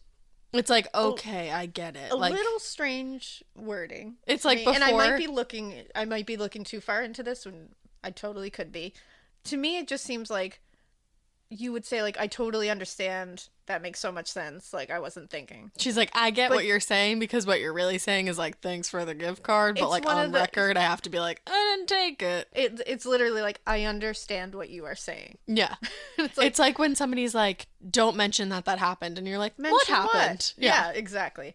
And he says, thank you for the thought, but we cannot accept. And she says, my kids will take them. Okay. And it's like, okay, Sean. Make sure baby mama doesn't get them. Make sure baby mama doesn't get them. You fucked up individual. So again, I'm going to post these in the show notes so you can read, the rest of the little tidbits in here. But basically, Jean's is just a mess of contradictions to the first stories that everyone told, including Madeline's. Yeah. It's also a contradiction to her own stories, saying that she just handed the phone to Jose when she in fact talked to the 911 operator, and we have audio of it. Basically, she's lying through her teeth. There's also that weird, flirty energy, which this is just me. That's what I'm perceiving it to look like. To me, it looks like she's being very inappropriate with these officers. I agree. And there's a murder investigation. Yeah, like I right won't now. even. I'm using the word flirty. To me, it looks flirty. It's definitely inappropriate. Yes. No matter what, this behavior in this flirty situation or not, it's wrong. Is inappropriate. Yeah. And people are crossing lines. People are not being professional. There is not care being taken in this case to keep things where they should be. Strictly along business. One line. I mean, if this is how they're handling the interviews and letting people pop in, pop out, bring in gift cards, chat about whatever, sit there and chat about, oh, you're saved. Why are you having the interviews in the kitchen and calling or like someone in the house? else in the middle of it? Right. I mean, this is very unprofessional, very flim-flammy. It's not at all seeming like they're taking this seriously. And it's making me say, Okay, so what happened at that crime scene? Yeah, seriously. That crime scene definitely wasn't taken seriously if you can't even handle the interviews that are Right. on record. I mean, I have transcripts of you guys being douche nozzles. It's like, Well, so and I can't even- imagine how you handled the crime scene. Even the autopsy wasn't handled properly. Remember, you said there was no Not handled pictures properly taken. is a very nice way of putting it. Do Yeah. not take photos during a fucking autopsy is... My head exploded. Yeah. I'm just at a loss for that. Okay, so I need to know more. At What a else? loss. What else? So now let's head over to Jose Barrera's interview. Okay. So Jose also had some things to say about how Tam was found, Okay. which are very contradictory to the crime scene. That was I found. believe I have not seen photos of the crime scene. They probably didn't even take any. Who knows if they even took them? But I'm assuming they did. I would assume they take photos of an autopsy too. So like here I am, like with egg on my face. You know what they But- say about assuming. It's definitely making an ass of me here because I'm assuming they're doing, oh, I don't know, police work. Right. But I guess I'm just crazy. But so I have not seen photos of the scene. I've seen a sketch that they did at the scene of what they were looking at. Mm-hmm. And in that sketch, there is a stick figure with one hand above her head Okay. and one by her side. And everything else in all the reports done at that scene, that is how she is described. Now, Officer Christian says to Jose Barrera, somebody moved her arm because you told me previously that both arms were like by her side. So Jose says, correct. And he says, do you know who moved her arm? And Jose says, I have no clue. When I was on the phone with 911 and I checked, I'd gone back inside the house and I stayed on the phone with them until Corey Miller got there, who was the supervisor, the law enforcement supervisor. Okay. I walked him through out to the back deck and obviously showed him what we saw, and he told me to stay upstairs, like up on the back deck, and that's the last time I ever saw her. So according to Jose, he's saying again, her hands were both by her side. No one's fessing up to moving her arm, but that's how she was found. Who moved her arm? And also now I'm like, okay, if you're all saying you didn't move her arm, Did she still move her fucking arm? alive? And did she move her arm up above To her try head? to maybe get up, I guess. But then I look at, if we're talking about stiff legs and I couldn't bend her knee, She wouldn't have been able to move her arm. no, she was dead. She was in some form Rigor of mortis. rigor. And it's like, so who moved her fucking arm? One of you moved her arm. I think I have an idea, but I'm not going to say it just because, like, you know, you got to be careful. But And honestly, this whole party is very Sue happy. So I'm gonna stay. somebody gonna should say- sue this whole fucking party. I'm gonna stay real far away from being sued by all these like random football moms. So I can't. The fact that... I Never don't mind. even. Yep. I don't even want to. So, but the fact of the matter is here, The arm was moved. someone moved her arm. That's just fact. Well, and if Jose says that he went in to go get the investigator, then only Jean and Madeline would have been Madeline were out out there. there. Madeline. Well, who knows at this point if some of the other people had shown up that they called back. And then Yeah. it's like, did the investigators move her arm? Did Why would someone they have move done her that? arm to make it look like she fell more? Like to make it more look like whoops, she fell. See, she put her arm out to try to stop her. I don't know. I mean, maybe. Because to me, the arms by the side indicate to me She was that placed she there. was thrown over that balcony, Yeah. unconscious or Yeah. dead, and made to look like she fell. Right. If your arm is above your head and broken, You it were makes it alive look when like you were you were falling. alive and conscious and fell whoopsie daisy, and you put your arm out to try to stop you. But it's also weird to me that it would only be one arm, because you would think that you'd have both at least, Well- or at least one of them a little more raised What would happen was probably in the air, you're gonna make some motion to move, turn. Yeah. to try to try to alleviate some of whatever is brunt. coming to you. And so you're probably going to land harder on one side, and you're going to put that arm out to try to stop yourself. Yeah, And the other okay. arm could have just flopped to her side. But the reality of the situation here is if these people are saying that she was found with both hands at her sides, to me, that indicates that she was thrown over that balcony, either unconscious or dead. Right. And that somebody tried to make it look like she was not unconscious or dead and that she fell. I agree. And this whole thing where I mentioned earlier that they're talking about how maybe she tripped over that little like lip in the thing and she just fell face down because she had like some kind of seizure or something. Yeah. you're not gonna break your wrist and dislocate it by falling, boop, like Well, and right get there. like didn't you have like a severed vertebrae or a fractured vertebrae? Yeah, C2, broken C2 vertebrae. Yeah, you wouldn't have get that. You don't get that from tripping I mean, I because guess of the brunt force on her chin. hitting Maybe your chin. I guess if you really went dead weight, I guess, and a tall person, maybe that would work. I'm not positive. I mean, that's a lot of force. I would think. it's a lot of force to put on there. And the other part of that is, if you are falling because you're having a seizure or some kind of medical situation, you're not going to put your hands out. Right, because you don't know. So why is that arm like that? Because somebody moved Because someone is making it look like she fell and was alive or conscious when she did. And in reality, she was not. She did not hit that, to me, she didn't hit that lawn conscious. I agree. Or alive. No.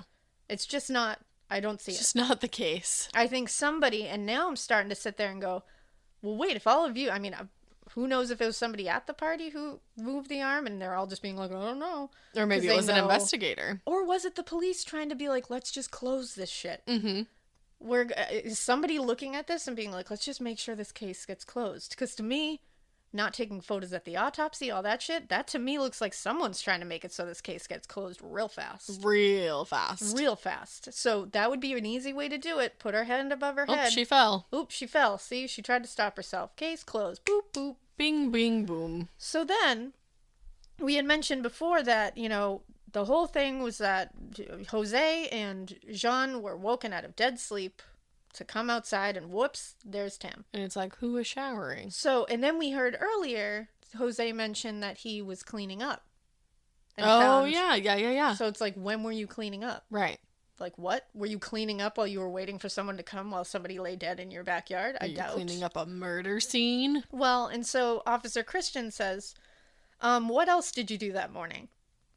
I think we talked about some cigarettes. Mm-hmm. And Jose says, right. So when I initially went out there to see what was going on, and there was a loose cigarette and a lighter laying on the back deck. And being as OCD as I am, I walked out there. It was just kind of in my path. The door to the railing when I looked out, and like if I'm coming through the doorway and we're in here, like it would be like a cigarette and a lighter laying right there. What? And Officer Christian's like, uh-huh. He's like, okay, And you he like says, to be organized. He says, I walked up, sat it on the fire pit, and just kept walking. And so Officer Christian says, okay, so you had actually did that before you saw Tam? And he says, correct.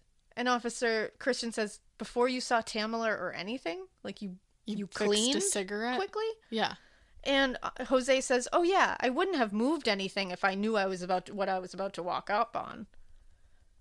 Or would you have? Because like, you knew what you were going to walk in on. So wait, like what? So it's like, okay, so you're telling me that Madeline, first of all, woke you out of a dead sleep, which I don't believe. Someone was awake in that room.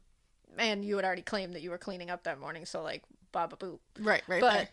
now you're telling me that when she came into your room and said, your friend from the islands is laying face down in the backyard and not moving. Yeah. You're casually walking out onto the deck to look, and you're like, oh, I'm OCD, which I like how he's just like casually like, my OCD. And it's like, you don't know what fucking OCD is. Exactly. That's not what OCD is. It's not at all what that is. That's just You're you just being like ridiculous. Exactly. And it's like, I love that. My OCD. Because you picked something up off the floor. It's That's like, not whoa, OCD. how compulsive of you. Like, Jesus. So he's like, I just walked out and I saw a lighter and a cigarette and I moved it out of my way. You know those obsessive compulsions I have Yeah. for cleaning up cigarettes. Before I decided to look and see the person who was lying not moving in my backyard. Like, what? He's like, Madeline did seem real upset, but that cigarette was in my But way. that cigarette and that lighter, man, it was bumming me out where it was sitting. It's just too much. It's too much for me. In this one, and again, I'm going to post this one too, it's just him going through everything. But it's, again, more contradictions. It's more contradictions. It's more things that don't make sense. It's more stories being changed as more things come out or as people are talking here. Well, that's the number one sign that something has gone very, very wrong, is that you're Oh. changing your story. Yeah, there's just it's just too much for me. So the last person to supposedly talk to Tamla was Bridget. There are moments that define who you are and who you're becoming. And when those moments arrive, what you drive should rise to meet them. The Range Rover Sport commands attention from the very first glance. Every line, every detail, engineered for impact. Inside, refinement takes over, with sculpted 22-way heated seating with available massage and a 13.1-inch touchscreen that puts everything within easy reach. But the Range Rover Sport isn't just about luxury. It's about uncompromised performance, too, delivering a powerful, agile drive that feels as confident as it looks. And with nearly endless ways to personalize, from interior finishes to wheels to unique colors and accessories, your Range Rover Sport becomes unmistakably yours. For those who expect more from every moment, there's a vehicle designed to meet it. The Range Rover Sport. Exclusive offers available now. Explore further at rangerover.com. Right, because her husband had picked her up in the morning. Exactly. At 1:47, I believe, 1:45, 1:47 a.m., her husband went to pick her up. Mm-hmm. That was when Tamla was apparently having a bowl of gumbo and was like one of the last ones awake. And she, they were talking. She walked her to the door. Apparently she gave Bridget a big hug and a kiss on the cheek, according to her, and was like, "You're a really great woman, and like, you're awesome. Like, I'm glad we met." That's so sweet. Because, Tamla was such a bad person, obviously. Yeah, obviously. Yeah, it's very clear that she's just such a partier. She seemed like so warm and sweet. She just seemed sweet. She's eating a bowl of gumbo. And Bridget said, she said goodbye. She told her, get your ass back in there and eat your bowl of gumbo. And that was the last time she saw from her. Well, Bridget's... Oh, come on. Interview. Do we have one person? Bridget's interview, and this is the last interview I'll, talk about, because the other ones are just it's whatever. Weird. She's just all over the place. Well, that seems to be a running theme. She's all over the place. Let me just read you a couple of things that she says when they ask her a very simple question. Well, the other thing is, you have to remember, most of these women were drunk. So it's yeah, they were at least drinking. Right. I mean, it's...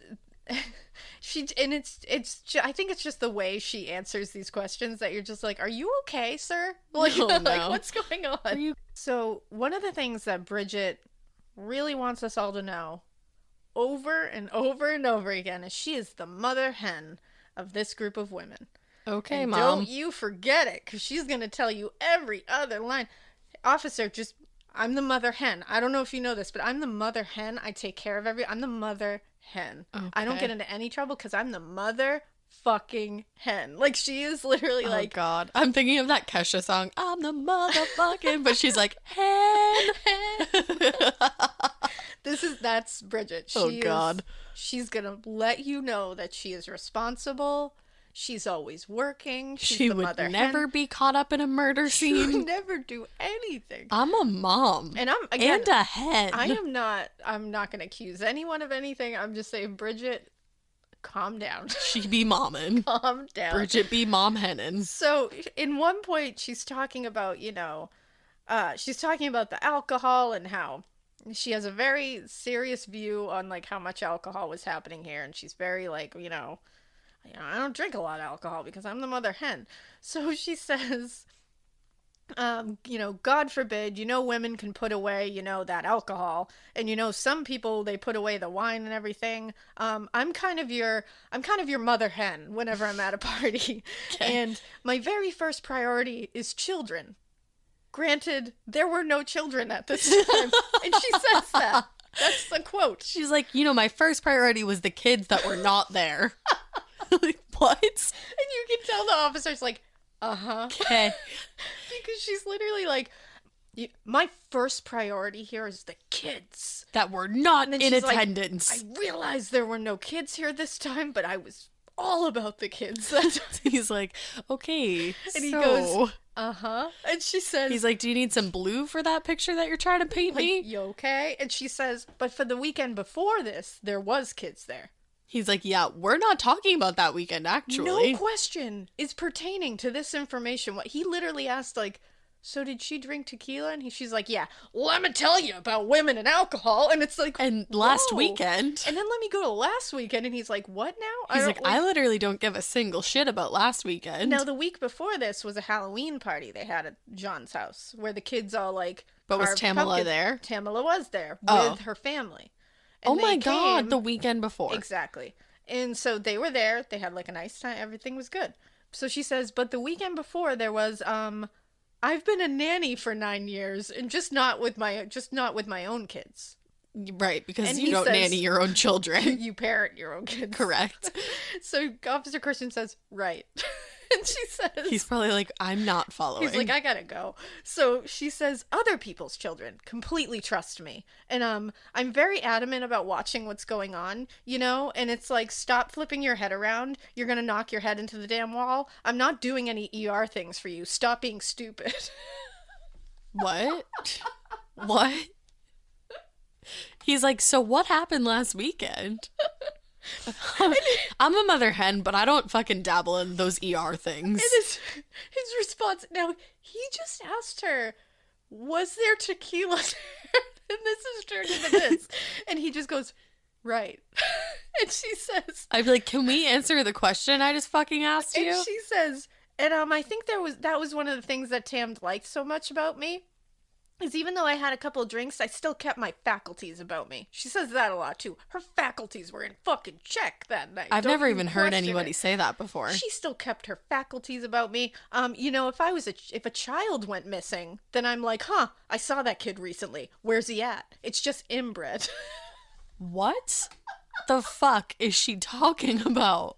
It's just inbred? And then she goes, so, they were drinking.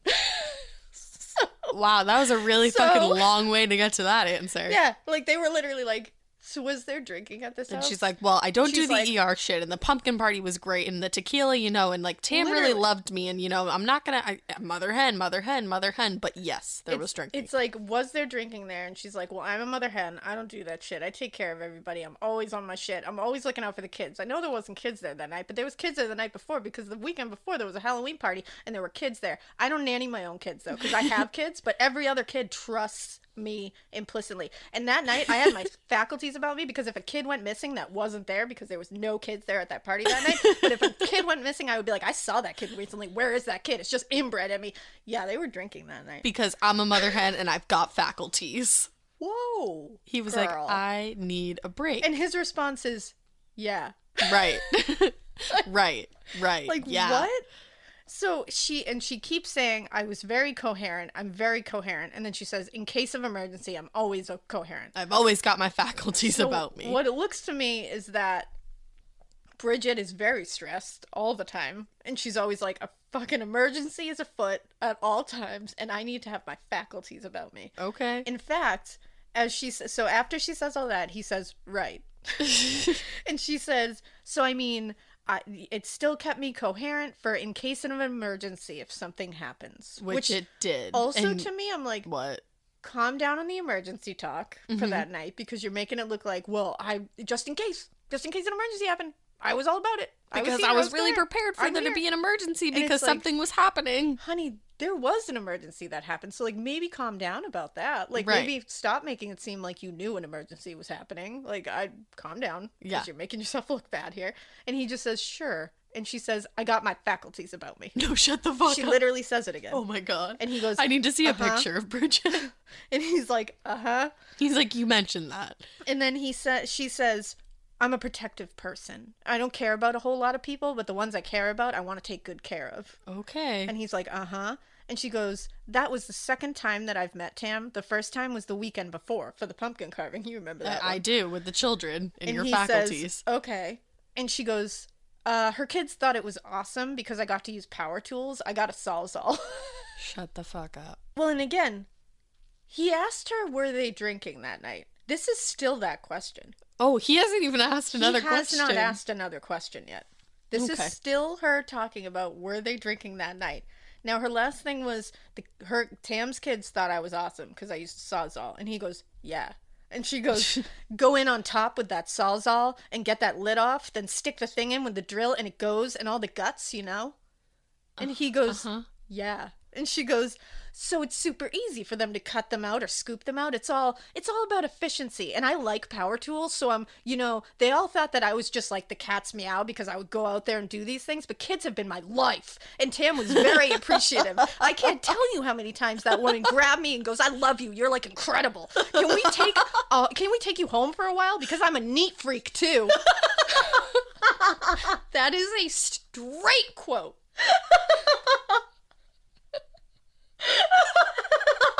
That's a straight quote from an interview.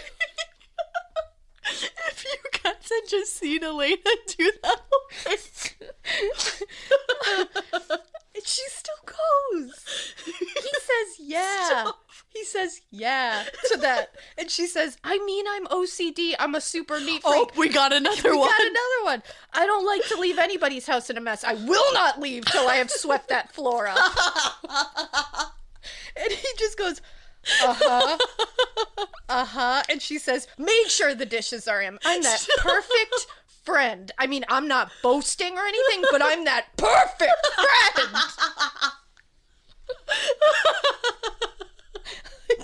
My stomach. Like, yo. Bridget. Hold on, I'm literally gonna get the hiccups. Are you good? Bridget popped about 5 Adderalls before this fucking interview. All of those are one, direct quotes, and two, purely off of the question, was there drinking that night? I can't stop. That is how I would never give her a power tool. I would never give her a power tool. Never. I want to give her like a weighted blanket. Like she needs to. Oh my god. And that's really all I'll read for Bridget because no, read more. I think we should have like a Patreon bonus episode where we just read Bridget's interview. Read Bridget's interview. I do the dishes. I do the dishes. I'm the perfect friend. Not that I'm boasting. Not that I'm boasting, but I'm that perfect friend. It's like, whoa, okay. Oh my god. So not a lot of information comes out of her interview. No, just a lot of information comes out of it, but nothing you can use.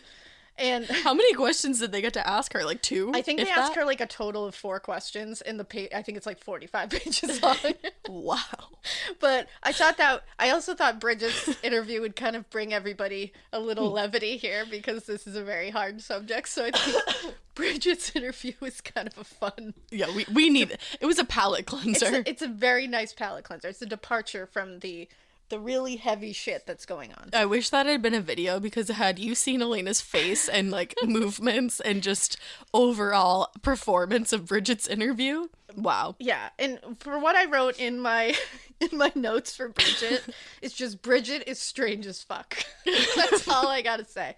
I mean, like, do you, Bridget? I'm sure maybe Bridget's just Bridget. This is just who she is as a person. She's not close to a lot of people. Remember, she's not. She told us that when they asked her, "Did anybody drink?" She told us she's not close to a lot of people, but the people she's close to, she takes care of, motherfucker. You know, it sounds like you know what? I don't even know what it sounds like. Maybe that's just who Bridget is, but it's also maybe Bridget was very nervous in that interview, and that's how she reacts. Bridget was hopped up on something for that interview. She was having a lot of moments. So those are the interviews that I just wanted to touch upon. I'm going to post the transcripts in our show notes so you can read them for yourself because, oh boy. And now we'll reel it back in. We'll reel it back in now. One of the main things that was a huge issue with this case is there was no media coverage of it. Why? Well, none. I want to say why, but why? You know. It's no media coverage until about mid-December. And that's when Tamla's best friend, Michelle Graves, was like, you guys botched this shit. Like, she was like, no. And this was in October, yeah? Yeah, this happened in October. So mid-December, Michelle Graves was like, what the fuck? Hi, are we going to hear about that crazy, essentially, homicide that happened? Because the case was just closed. Right. That was it. Just closed. And Michelle was still very outspoken. She still is to this day. Like, go Michelle. She was very outspoken about the fact that she was like, you know what? All of these people at the party were giving all Tamla's friends and family very conflicting and ever-changing stories about what happened. Well, they were also giving police ever-changing, conflicting stories. And that's the thing, like, one, and according to everybody at the party, according to, like, Jose and Jean and maybe Bridget, I don't know. I don't know what Bridget said that was valuable. I have not looked up more Bridget's shit. But they all say that the reason that Michelle is seeing it, like, the stories keep changing about what could have happened was because they keep saying that, initially we didn't know what happened and we were told she probably fell. So we just told you guys, she fell from the balcony. But then when we learned more stuff, we changed our story. And it's like, no. You don't change your story, though. You just say what happened that day from your point of view. Yeah, and it's also like, this isn't a story. None of you know what happened. Right. No one knows what happened. Well, we're supposed somebody to know. does. And it's like, so you're sitting there changing stories, but you don't know what happened. So, like, why? You're just changing your tale to fit to the events. You're talking to each other. You're talking to each other. You're seeing what makes the most sense, and you're sticking to that one until that one doesn't make sense, and then you're going to another one. Right. At least that's what it looks like. So then court records show that a temporary protective order was put by Jean against Michelle. Okay. And it was dismissed. Because it's like, really? And this was in November. So the month like right after this. Tamla passed away, Jean tried to get a protective order against Michelle, and it was dismissed. Because they were like, yeah, no. Yeah, and She's Michelle not a threat. And Tamla's family and friends think that was an intimidation tactic to be like, you stop talking, because this is what we're going to do. That's fucked up. Because she was also sent a cease and desist to stop talking. They wanted her to stop questioning things. And that's what this was. That's fucked up. To me, it looks like intimidation to be like, you keep talking, we're going to keep doing this. Mm-hmm. That's what it looks like to me. Again, I'm not accusing anybody, because don't sue me, motherfuckers. But I'm just saying, it doesn't look good. No, it definitely doesn't look good. It looks like intimidation to me. That's just what it looks like. So Jose Barrera, now remember, he worked for the county. Yeah. In the courts. He works in law enforcement. He was placed on administrative leave from his job on December 17th, 2018. So not very long after this. He was put on administrative leave for, quote, investigation pertaining to you using your position to access confidential files on a current investigation surrounding a death in which you were a witness. Okay, so what that means is that he was at his work using his fucking, like, law capabilities to look at documents that involved him. Oh, yeah. Well, 2 days later, on December 20th, he was fired. Shit. Based on, quote, loss of confidence in the department. So the department was like, we've lost confidence in your ability to do your job correctly. Because what did he scheming on the low. He illegally accessed confidential files relating to the death of Tamla Horsford. Shocking. On November 7th, days after she had died, he went into her incident report file. November 7th. Mm-hmm. Days after, he accessed her incident report file. Now, was he able to change anything, or could he just look at this? No, but he was just looking at this information. And to me, this looks really guilty. Yeah. Because it's like, sure, we can say curiosity, maybe he just wanted to see what was happening. But there's the other side of the coin where you can say, were you trying to see what they have against you? So that you could change your story to better fit what they were thinking was happening? Right. And then he also looked into it again on November 20th. And a few days later, he accessed the file that was about the restraining order that Jean had tried to take out on Michelle. Wow. So no matter what he was doing, whether it was curiosity or just poor judgment, it was bad. Like, well, that's bad. You would think that he would know that. Yeah, you can't use your power that way. Right. You can't use your power just to look into shit, and especially that you're involved in an investigation where you are a witness. Right. Like at your girlfriend's house. Which is why he was fired. Good. Now, bye. Before this, Jose Barrera had worked as a probation officer, like I said, in Hall County from March to November of 2017. Mm-hmm. He also worked as an officer with the Cumming Field Office of the Department of Community Supervision. Why didn't he work at these places anymore? Why was he working at the courts now? He probably got fired. He was fired from these two places initially in October 2016. He was fired from the Cumming Field Office of the Department of Community Supervision. He said it was a disagreement over a relationship with a coworker. Mm-hmm. But strange that this dude can't hold down a job in law enforcement when you can basically do anything and keep a job in law enforcement. Yeah, I was going to say. As I think we have all seen. Have you ever heard of the LAPD? Yeah, so it's like, ever heard of them? It's real hard to get fired from a job in law enforcement, and this dude has been fired twice. Yeah. So only a month later, this case was closed. Accident, that's it. Nope, wrong. Oops, that sucks.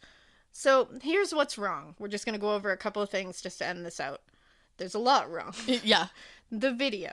So, like I said, Jose said, we have a video camera on that deck. It will capture everything. And she said that too, Jean. Yep. They were both like, we can do this. They implicitly said that they have it. When you look at the photo of the log, so they have a photo. That's like part of the investigation. Mm-hmm. It's a photo of a screen that shows all the logged videos for that particular video camera. Yeah. And there are no videos for the day of or the days surrounding the incident. Then there are videos for every other day. Oh, that's so coincidental. Yeah. So it's like, weird that it just no videos for that day. Weird that just days. like malfunctioned like that. So weird. And so there's also an email, and there's a picture of this email to Officer Christian. Here's your Dunkin' Donuts from gift card. Jean, sorry, Jean, Jean. From Jean, who refers to him as Mike. Yep. In the email, she's like, "Hey, Mike, like, what up?" BTW still added to my contacts. And she says, "So weird. I must have deleted the video from that day." Like, you wouldn't think twice about that? So, what? Like, I accidentally deleted the video of that day that somebody died on my property. So weird. Weird. Like, what? She just says it like, "Oh, I must have deleted it. Whoops." And then she says, "I'm not tech savvy, so I don't know if we can get it back. But, like, here's my password and my username for my account." See, look how helpful I am. And that's the thing. It's like, they are very good at seeming helpful, but not being helpful at all. But deleting prominent evidence. To a lot of people, you'd be like, well, they gave the password and the username to go look at the account. Yeah, after they deleted evidence. After they deleted the video. Like, and that's not helpful. It's like, come on. But also, I am a big believer that nothing is gone forever. I feel like it's Where's somewhere. the video? It's got to be somewhere. Let's go to the cloud. Well, and then when they had, witnesses on the stand telling their stories, like giving their statements, one witness from the party used the phrase, "Well, we left before it went down." What went down? Went down? Yeah, that's a real poor choice of words, by the way. Went down? What? Like, if I had no fucking clue what happened to this woman, I'd be like, well, we left before, like, this tragedy occurred. Whatever occurred, we left before it happened. We left before it went down? That sounds like a fight. That sounds like they were planning something and we left before that went down. Yeah. Yup. That's exactly what that sounds like. What the fuck? And then, of course, there's the arms, which we've talked about, like, at length. That, to me, is just not okay. And then let's get quickly to the rigor mortis thing. Okay, yeah, I knew you were going to say something about that. Jose said he couldn't bend her leg. She was totally stiff. Right. That's what he said. Well, it was cold that evening, and it was in November. Temperature affects rigor mortis, and it slows it down. Oh, it does? Yes. Heat will speed it up.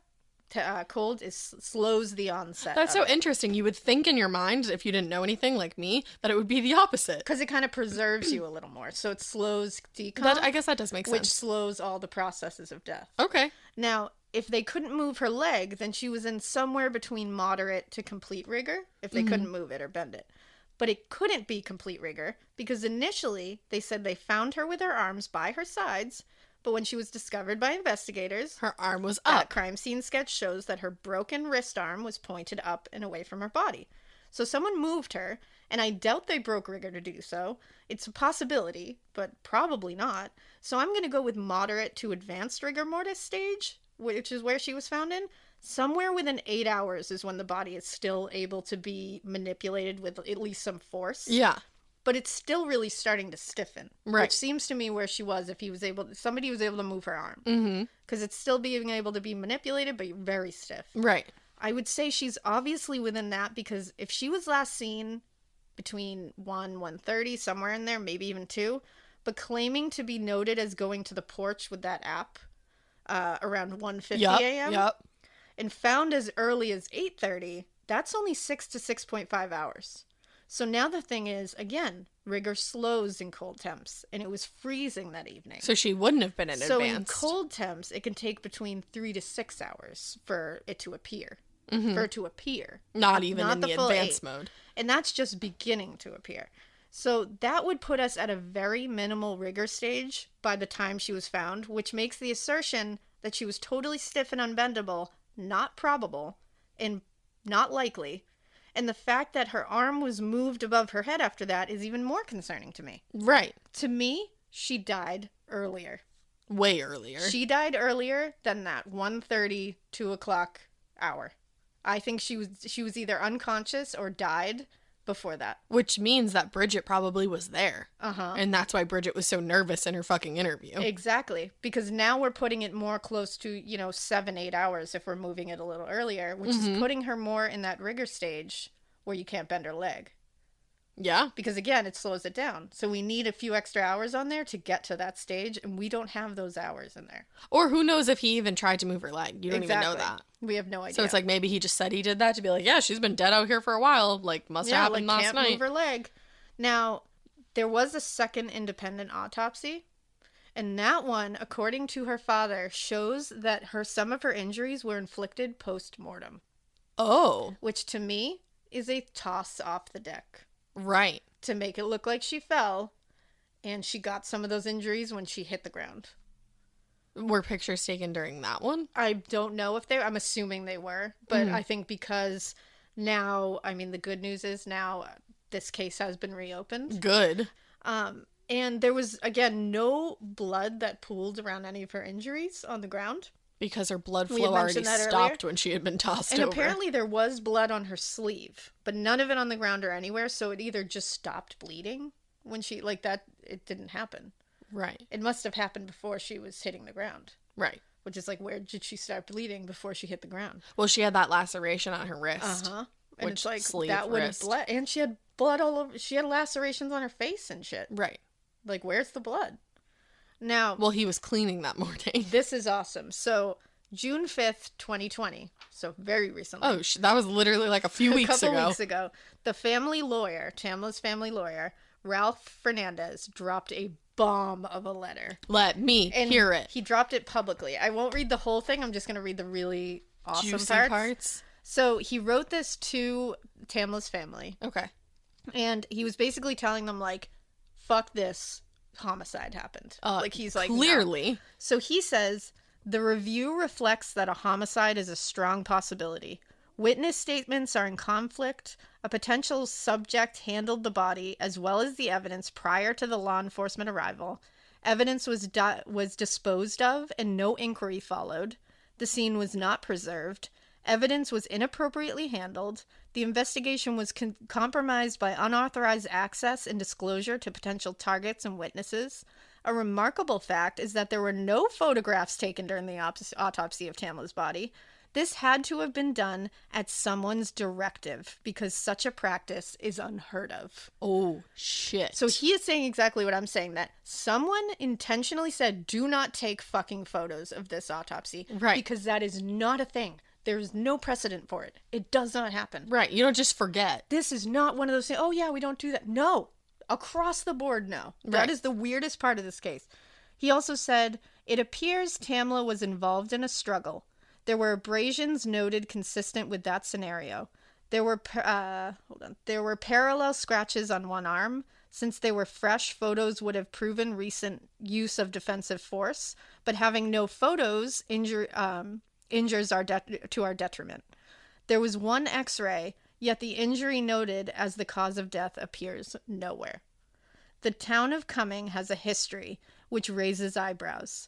After conducting my extensive review, I have come to the conclusion that the truth never had a chance here. Oh my God. And then he ends it by saying, here we are fighting an uphill battle because those who wear the badges and were entrusted with the investigative task failed you.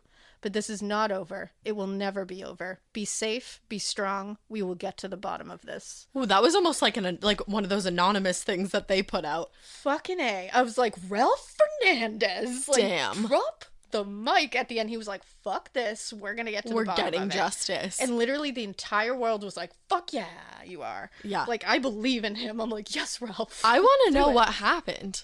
And I Well- feel like these people will not be hard to crack once the pressure's on. The problem is that the pressure was never on. Exactly. There was no fucking pressure whatsoever. Exactly. Once it starts getting a little hotter in there, they're gonna be people are gonna turn on each other. Oh, hell yeah. Like the football moms are gonna be like, well, she did it, and then it's gonna be like, well, Exactly. she did it, and There's- then Jose is gonna You say can some crack shit. this shit. Yeah. If you put, because it's exactly what you said. There was not 1 ounce of pressure. Because put on Officer them. Christian just sitting there going, right. You know, Mike's Right. Mike's just sitting Yeah. there hanging out with Right. people, chit-chatting. Everybody's just casual as fuck. Any other officer, even in Bridget's interview, any other officer, like, I'm sorry, I watch, like, crime shit all the time, would have been like, okay, that's not the question I asked Yeah. you, let's get back to the question, and they would have been, like, fucking annoyed. Like, it's one thing to allow someone to go on a tangent to see if they, like, accidentally Say something, but then it's like, let's bring them back. But you have to, like, somehow angle them back. Like, let's towards what the corral them question- in. Because she's going off on, like, power tools and shit, and you're like, what? Just She's come talking about back. Halloween. It's Come like, it's back. almost Christmas, lady. Well, there was a petition on change.org that was wanting this case reopened, and it had, last I checked, which was probably 2 weeks ago, 586,000 people had signed it. Awesome. And this was, like, just put on there recently. June 18th, so very recently. A couple days ago. It was reported that Forsyth County Sheriff Ron Freeman sent a letter to the Georgia Bureau of Investigation, which is where her body was sent initially, asking that they reopen the case. Hell yeah. He said, and I quote, the sheriff said, quote, renewed requests for re-examination are best served by an independent law enforcement agency to review previous findings and to search and act on any new evidence which may come to light. Your agents will have complete access to my department and deputies, as well as my full cooperation. Good. Now, that's all well and fine. Is he a new sheriff? Was he not Freeman? there? I don't think he was there for this. So, Okay. Officer Freeman, you better be telling the motherfucking truth about that. Like, that's what, I'm like, okay. Yeah, I hope we do have your full Will fucking they have cooperation. full access? And it's like, will they have full access of what you have now? Or full access of what was there the whole time. Because I don't want to see any bullshit that, like, oh, This we is lost missing. this. And it's like, yeah, you better cooperate. The whole fucking world is watching you, and we know that shit happened at that party. I wanted, like, now this is one of those cases that it's like, I want to fucking know what happened. Oh, I need to know. And now the pressure is on all of these cases because And it the should whole be. world is suddenly starting to wake up.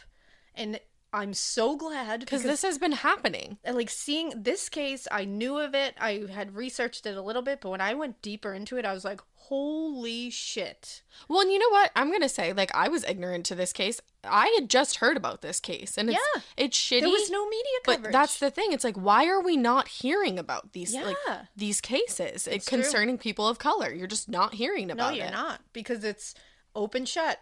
Bye. Just I get don't rid want of to. it. Let's not deal with that. Whoops, she got drunk and she fell off the porch and No. somehow got all these injuries and none of it makes sense. It's like, okay. But give Bridget a power tool. Boy, man, Bridget. That was the best. Bridget, girl. Wow, that was a lot.